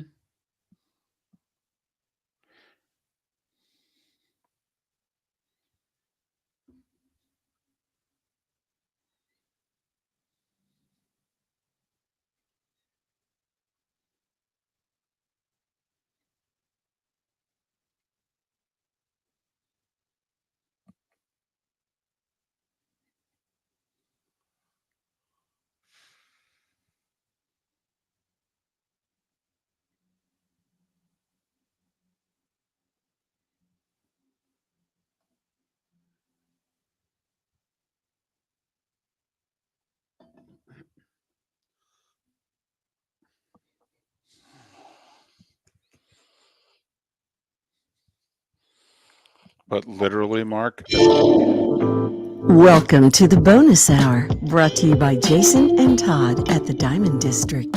And now, here's Mark Miller and David Moulton. 21 minutes past the hour on this Monday, an Overreaction Monday, Diamond District bonus hour on Miller and Moulton and the 239 and the 904, millerandmoulton.com, Miller_Moulton on X. We got Monday Night Football tonight. Chiefs, 5-point favorites over the Saints. We got not one, but 2 baseball playoff games, including one in the afternoon. And I will say, and I'm going to try to do some research today since I'm in Kansas City for Monday Night Football. You got Royals-Yankees at 7:30. And then you got the Chiefs, obviously, at 8:15. So, just curious. First off, if you're, both networks, but probably, how many people in Kansas City do you think would watch the Royals over the Chiefs? It starts a little earlier, right? Right. They can get 2, maybe 3 in. They can get in the 3rd inning probably before kickoff of Monday Night It's Football. where if the Royals can get a lead, any lead, 1-0, 2-1, I think people stick with the Royals for a little bit. I think the fact that the Chiefs are undefeated and the Chiefs fan expects them to win. Whereas with the Royals, if they're winning, I don't know what the expectations are of the Royals and the Yankees series for the Royals fan. Meanwhile, knowing how network TV execs think, networks from both, or execs, I should say, from both networks are kind of bumming because, TBS is the Yankees, yet they're going up against the NFL and they're going up against Mahomes and Taylor and Travis. This Chiefs TV dynamic's even bigger than it used to be. It is a bit of a problem. Meanwhile, the 4-letter network's like, man, really? We got the Chiefs and the Royals and Yankees are opposite us? That might actually take a few people away from our broadcast. Oh, come on. Chiefs have played 4 one-score games in a row, and the point spread for tonight is 5. I'm going to ask you a 2-part question, Mark. A, do you think tonight's game is a one-score game? Well, based on what's happened in the NFL this week, it seems highly likely that it will be, David.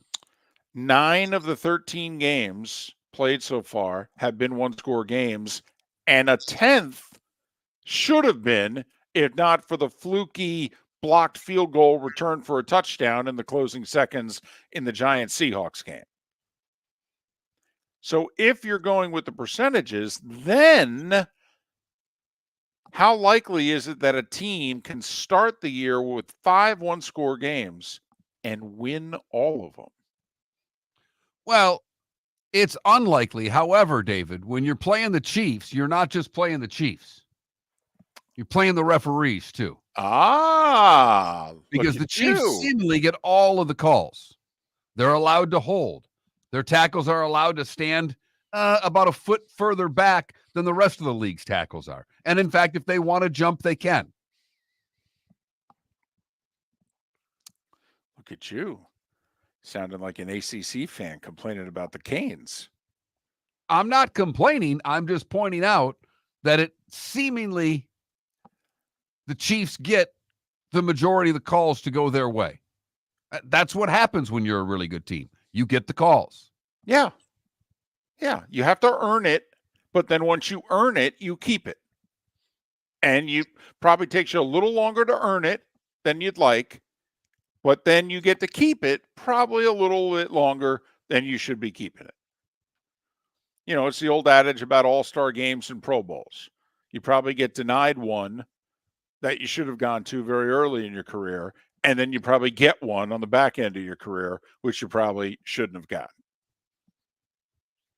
Hey, we mentioned the Canes there briefly. We've only talked about the game a little bit. Wild game. If you missed it, Canes were down 25 If you missed points. it didn't start until 10:30 at night, David. They missed it. Okay? Down 35-10 and 38-18. They came back and won. You know, one of the epic comebacks in Canes history. They, game-winning touchdown with 26 seconds, I think it was, left. Extra point wins at 39-38. In all seriousness, though, they have avoided the last 2 weeks against Vatech and Cal what has befallen now Alabama, and we can go through the list. Do you think that now the ACC is a 2-bid league? It's trending in that direction. They have to avoid this past Saturday because Alabama, Tennessee, Georgia, Ole Miss seemingly can all afford a loss against a lesser opponent and still be viable playoff candidates. I can't see Miami and Clemson both getting in the playoff if they both have another loss. I think that would take, I don't know if 11-2 Miami might get in as a second bid if Clemson gets them. Yeah, see, that's where I was going to go here. But 10-3 doesn't. No. We all know that 10-3 won't. But with what has happened now across the landscape of college football, see, if Miami had lost 2 Fridays ago, Mark, to Vatech, they would have been crushed because we hadn't had the debacles yet take place. We hadn't had all these undefeated teams in the top 10 lose elsewhere. Thought more highly of than Miami because they're from the ACC. But now that anybody can lose anywhere, and that's now beginning to be the thinking, Louisville, Florida State, Duke, Georgia Tech, Wake Forest, Syracuse. Let's just say they go 5-1. I don't know what the one will be. But they go 5-1. I'm assuming it won't be at home to Florida State and it won't be at home to Wake. So that if the 5-1 happens, it would be at Louisville. Decent team, although the loss at home to SMU last week, which got SMU ranked, but and some of us said they'd be ranked this year, but not good for Louisville in terms of the ACC. Duke was 5-0 until this past week. Georgia Tech, we know what they can do, right? They're 4-2. They're decent. Syracuse won at UNLV with the help of the officials. All right. They're 4-1 currently. So let's just say Miami goes 5-1. They're 11-1 playing Clemson. Well, are they?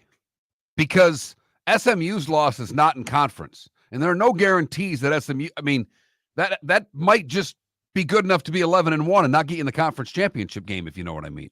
Well, I would argue that'd be even better. I think it would. I mean, if you want to go that route, where a 10-2 or 11-1 SMU plays an 11-1 or 10-2 Clemson in the ACC title game, because you're right, Mark, both Clemson and SMU's only losses of the year are non-conference. I mean, if I'm the ACC, there's a part of me almost rooting for this. Wow, this would be great. You mean to tell me an 11-1 Miami, our conference is so good this year that I can't even get them in the ACC title game? Hot damn. But I got to believe 5-1 the rest of the way for Miami. 11-1, whether they're playing for the title or not. I got to believe with Cam Ward, who's definitely going to be a finalist for the Heisman. Definitely. And probably on the very, very short list. I got to think they get in. I think you're right, but they've got to avoid the bad loss in those games. They can lose one, but it's got to be the right one. Honey, you want to come out? I haven't seen you since Glass Doctor installed our custom shower enclosure. No thanks. Well, you can't keep eating breakfast in the shower, and laminating your magazines is getting expensive. You remember we have guests coming over tonight, right? Oh, I'm sure they'd love to see the shower. It's our neighbors, and I highly doubt they want to be hanging out in our bathroom. The shower's so good, you'll never want to leave. Visit glassdoctor.com today and schedule an appointment online. American Paint Supplies, for nearly 30 years, is your one-stop shop for all your coating needs. If you are a designer, a contractor, a professional painter, or a weekend warrior, American Paint Supplies is the place where experts go to get expert solutions. At 6100 Shirley Street in Naples off of Pine Ridge, American Paint Supplies delivers the best solutions with the best products with the best support. Meet Gene and his team today at American Paint Supplies. Call 239-566-2700. That's 566-2700 or online at AmericanPaintSupplies.net. Gentlemen, as your wife mentioned getting new flooring, but you don't want to go through the hassle, well, go see the Floor Meisters in Naples next to Costco. They understand your time and money are important, so they'll make it as painless as possible. With a huge in-stock selection of carpet and Cortec, they can get you the floor your wife's been asking for. They carry wood, vinyl, carpet, and tile. If you do it yourself, no problem. They can handle that as well. So go see TJ at the Floor Meisters and tell them, just keeping it real. Is snoring bothering your spouse? Would you like to sleep in the same bed again? Do you know that snoring can affect your sleep cycle and cause lower testosterone levels? At Sleep Treatment Direct, we have easy solutions. We have a simple laser procedure that can improve snoring in 10 minutes. If you would like to get back in the same bed or are looking for a natural way to treat low testosterone, give us a call at 239-444-1741. That's 239-444-1741. Or go to sleeptreatmentdirect.com. That's sleeptreatmentdirect.com. Sleep Treatment Direct. Sleep safe and sound. This is Miller and Moulton.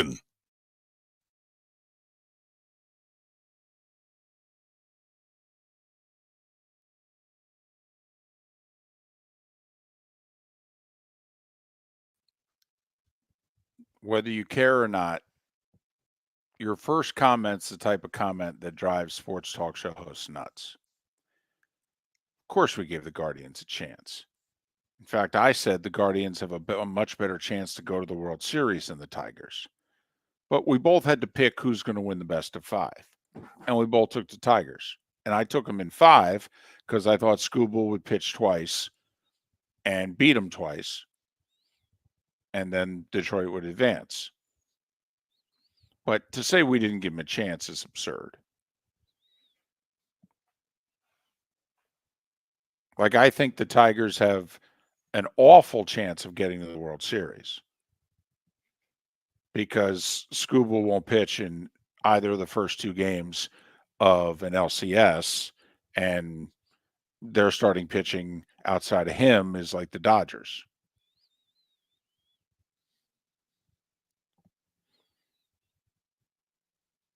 But the shorter the series, I think the better the chance for the Tigers against the Guardians.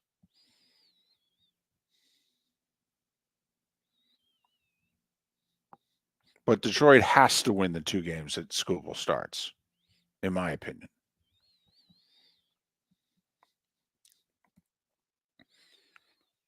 And if you think about it, if Scuba wins games 2 and 5, then Detroit just needs to split one of the 2 home games.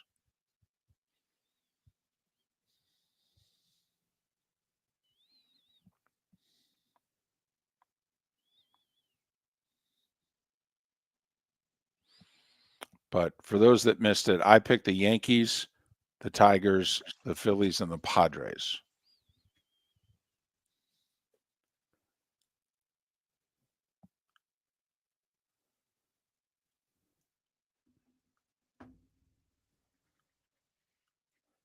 I do love the fact that the manager of the Royals came out after they lost Saturday night and said, well, we were playing 2 teams today. We were playing the Yankees and the replay.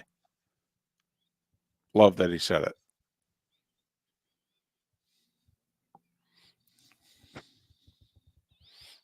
No, come on. Can't write the Guardians off. With that pitching, plus, no.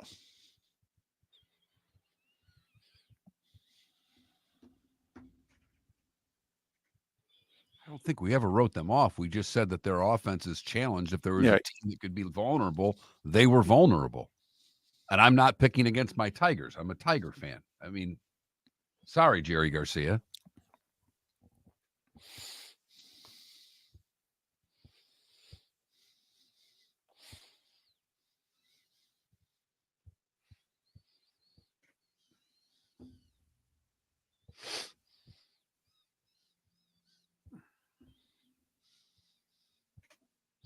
But with the Guardians pitching, they can match up with anybody. Anybody.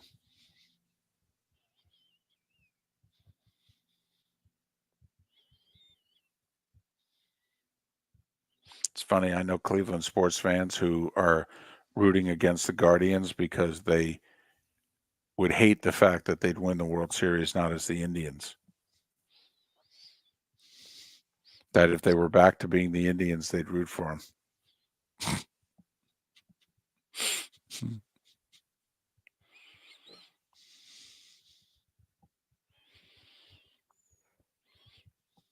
No, it's the best bullpen in baseball. Now, as we've seen in Philadelphia, though, the Phillies have sent 2 all-star relievers out to the hill, and they've both gotten racked. Playoff baseball's the best. Well, second best. Playoff hockey's the best. But it's really good.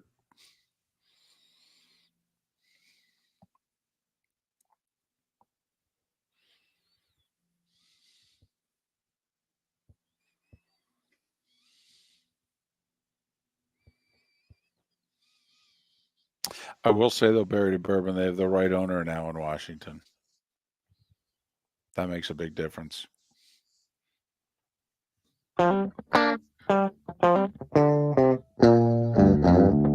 You're listening to Miller and Moulton. And now, here's Mark Miller and David Moulton. The home stretch of Miller and Moulton on this Overreaction Monday. Brought to you by American Paint Supplies, your one-stop shop for all your coating needs. David Sampson, Pat Kerwin, at the very least, joining us on the show tomorrow. You ready? I think so. What the hell? Let's get after it anyhow.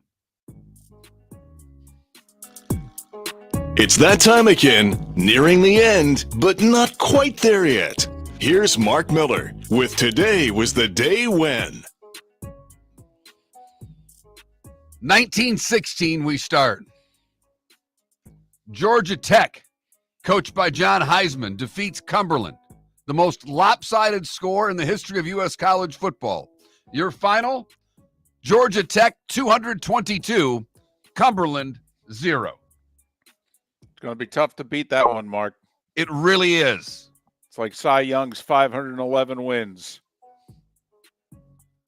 The Tigers win their first championship today in 1935, beating the Cubs. It was their 5th World Series appearance. Today in 1968, the Motion Picture Association of America adopts the film rating system. 78, we got our Dodgers-Yankees World Series because the Yankees took down the Royals and the Dodgers took down the Phillies, each in 4 games. 1984, Walter Payton passes Jim Brown as NFL's career rushing leader. 1985, Lynette Woodward chosen as the first woman on the Harlem Globetrotters. The Lightning become the first expansion team to win their franchise opener, defeating the Blackhawks 7-3 today in 1992. 2003, Arnold becomes governor. In a recall election in California, Gray Davis loses to Arnold Schwarzenegger. Today in 2008, Spotify is launched. 2012, Drew Brees breaks Unitas' record for consecutive games with a TD pass when he does it for its 48th straight game in a win over San Diego. Oliver North is 81. John Mellencamp, 73. Vladimir Putin, 71. Yo-Yo Ma, 69. I really just wanted to say Yo-Yo Ma, David. No real need to add that to this segment, but trying to culture the group up, you know what I mean? Mm-hmm. Simon Cowell, 65. Priest Holmes is 51. Charles Woodson is 48. And Nathaniel Ratliff is 46. If you haven't heard of him, Google him and listen to the music. It's spectacular. What did I miss, David? Some minor stuff that I don't even know if it's good enough to. East Germany was created today, 75 years ago. Glad that we did away with that about 35 years ago, but they had their run. About Are you 40. sure? I mean, they've never been that good combined as one. Germany as one nation has not provided us a lot of greatness. Yeah, but I think it's better than how it was. Just saying. Fair enough. That's. I mean, what would you give them? Like a B minus together? But I mean, Germany? Separate. Yeah. No. But I mean, separate. What? You give West Germany a B, but you got to give East Germany a D or worse. I mean, I don't know. I think they're better together. Huh. I do. Might be on your own on that one. Okay. All right. At least as far as Miller and Moulton go. Did you do the whole moving assembly line at the Ford factory today? I did not have that, no. First, 1913, 111 years ago, the first moving assembly line at the Ford factory.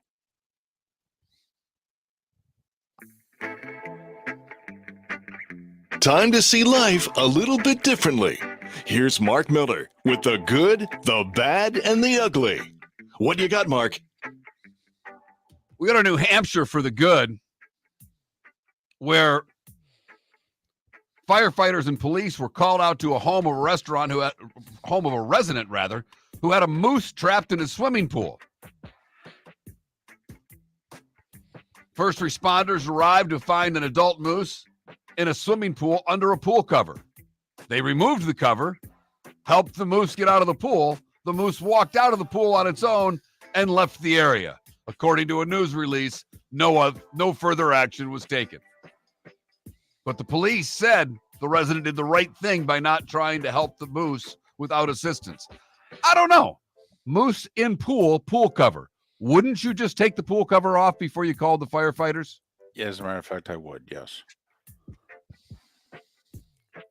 Yep.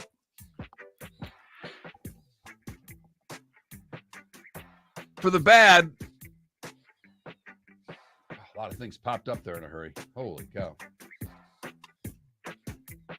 For the bad, we got a moron YouTube influencer. Jack Doherty's his name. He had a $200,000 McLaren, and he was live streaming him driving in the rain while texting. He totaled his McLaren, wrecking the car. YouTuber. We missed our boat, David. We could have been influencers. Really? Finally, the ugly, we go to Utah, where Jeffrey Lawn was charged on Friday with obstruction of justice. According to documents, stems from an incident where a deputy was given CPR to a patient, and Lawn was repeatedly critiquing the chest compressions that the deputy was giving, and at one point grabbed the deputy's hands while he was administering CPR.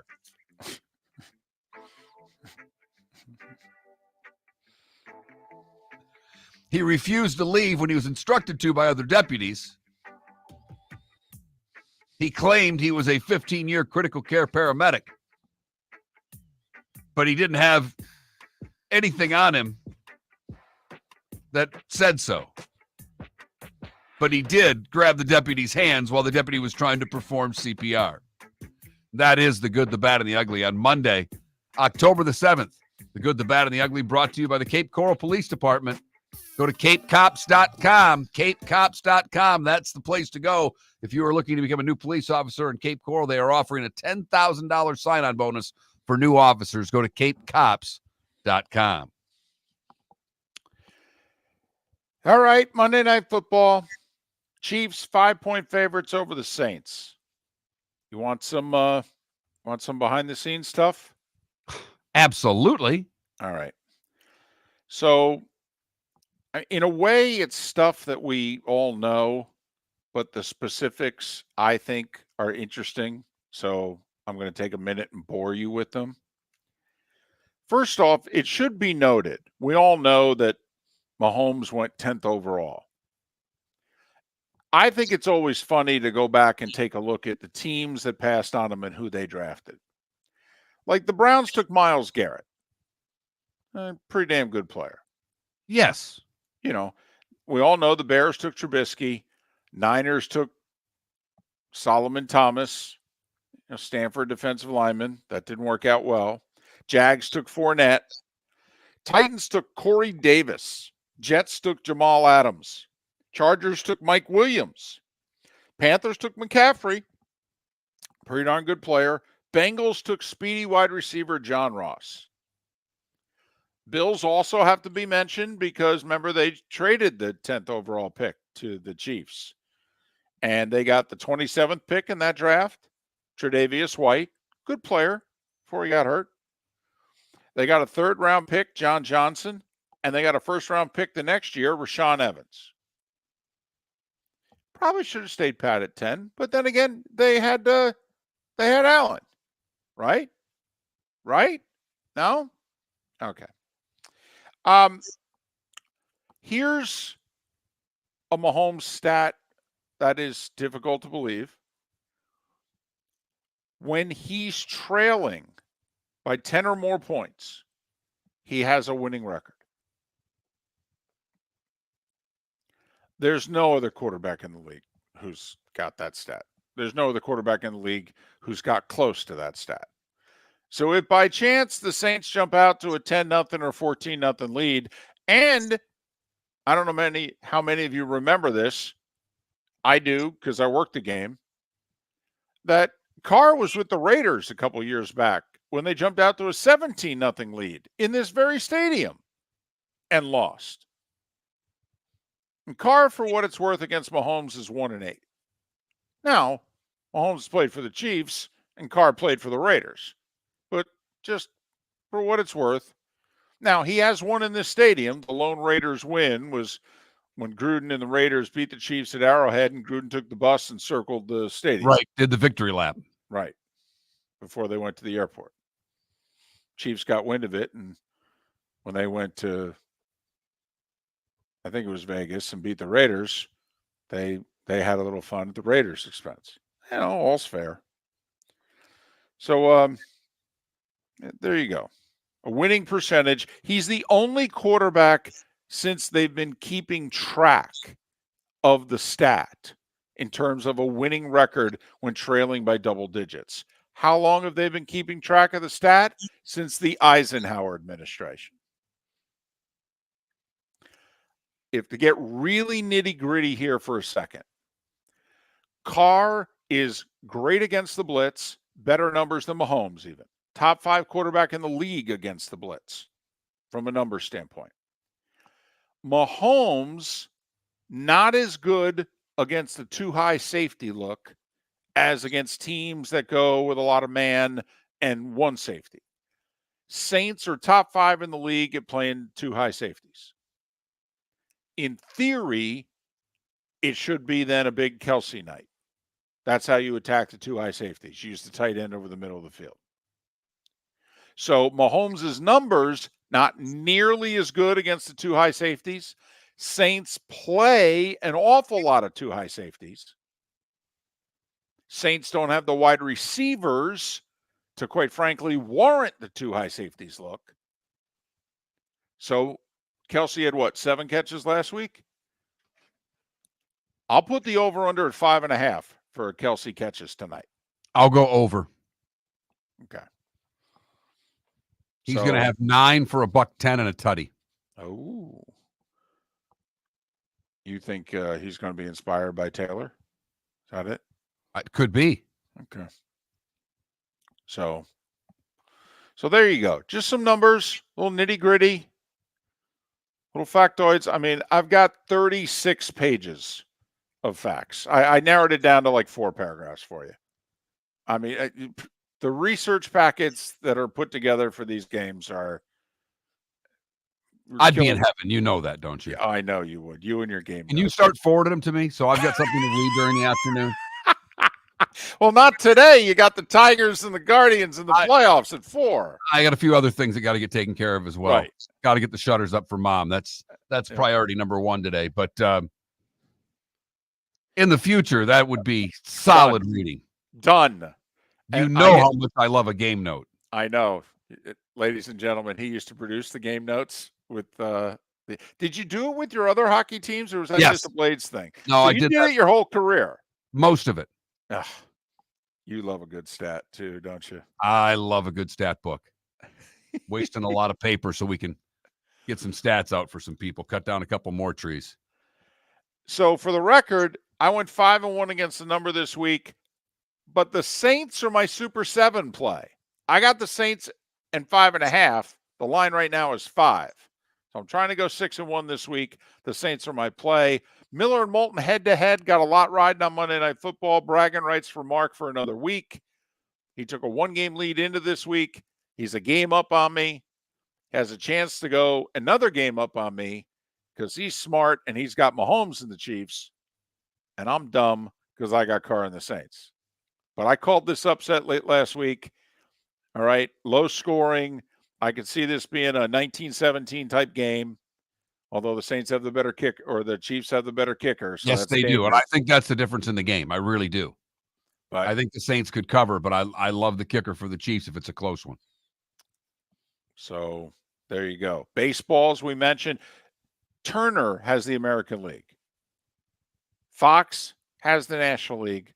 Turner has the American League. So a TBS double dip today and tonight.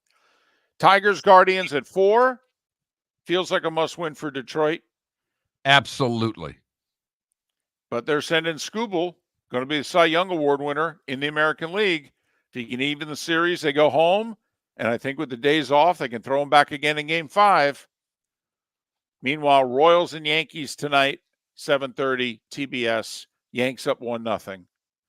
Yanks won a game where Cole didn't pitch well and their big bats didn't deliver, and they won. That's a good sign for the Yankees. Miller and Moulton. Have a great rest of your Monday. We'll be back bright and early tomorrow morning to do it all over again. Check us out at millerandmoulton.com. Gentlemen, as your wife mentioned getting new flooring, but you don't want to go through the hassle, well, go see the Floor Meisters in Naples next to Costco. They understand your time and money are important, so they'll make it as painless as possible. With a huge in-stock selection of carpet and Cortec, they can get you the floor your wife's been asking for. They carry wood, vinyl, carpet, and tile. If you do it yourself, no problem. They can handle that as well. So go see TJ at the Floor Meisters and tell them, just keeping it real. At Physical Therapy and Balance Centers, our goal is to help you love your life. When your life is sidelined by an injury, dizziness, surgery, or condition keeping you from doing what you love, we're here to help you heal and feel your best. Our therapist evaluation will determine the root cause of your health challenges, resulting in a unique treatment plan customized just for you. Visit www.physical.com to find your nearest location and see how we can help you love your life. Wine glasses never fall over until you get a brand new rug. Oh, no! Ketchup bottles act normal till you're wearing a new shirt. Oh, you kidding me? And rocks lie peacefully on the road till the day you get a brand new windshield. Then they fly up off the road and attack without mercy. That's why new windshields from Glass Doctor come with our windshield protection plan. Unlimited repairs and one replacement for 12 months. Don't just fix it, protect it. Glass Doctor. A neighborly company. The Cape Coral Police Department is growing. They are currently looking for police officers and are offering a $10,000 signing bonus to newly hired officers. If you desire a career in law enforcement, or if you are already in law enforcement and thinking about making a move to a better agency, think Cape Coral Police Department. If you're looking for a police department that is committed to excellence, that invests in the highest level of training, state-of-the-art equipment, and some of the highest compensation in all of Southwest Florida, then the Cape Coral Police Department is for you. Visit capecops.com. That's capecops.com. The world-famous cigar bar started as a neighborhood place in downtown Fort Myers, and now it's a brand, a destination, with 4 locations. The original place, Henry Street, Fort Myers, Gulf Coast Town Center, on Southeast 47th Terrace off the Cape Coral Parkway, and the Lounge on West 1st Street in Fort Myers. A place to go, whether you just need a relaxing drink and a smoke after a tough day at work, or a place to go celebrate. From relaxation to celebration, the world-famous cigar bar. Visit Jason and Todd at the Diamond District. A natural diamond is the oldest artifact you will ever touch, and each is one of a kind. Jason and Todd at the Diamond District would like to meet you personally and share their love of natural diamonds and the positive impact of purchasing a natural diamond. We promise that in our vault sits the largest selection of GIA-certified natural diamonds at the most competitive prices in the world. Jason and Todd look forward to shaking your hand and welcoming you to their Diamond District family. This is Miller and Moulton.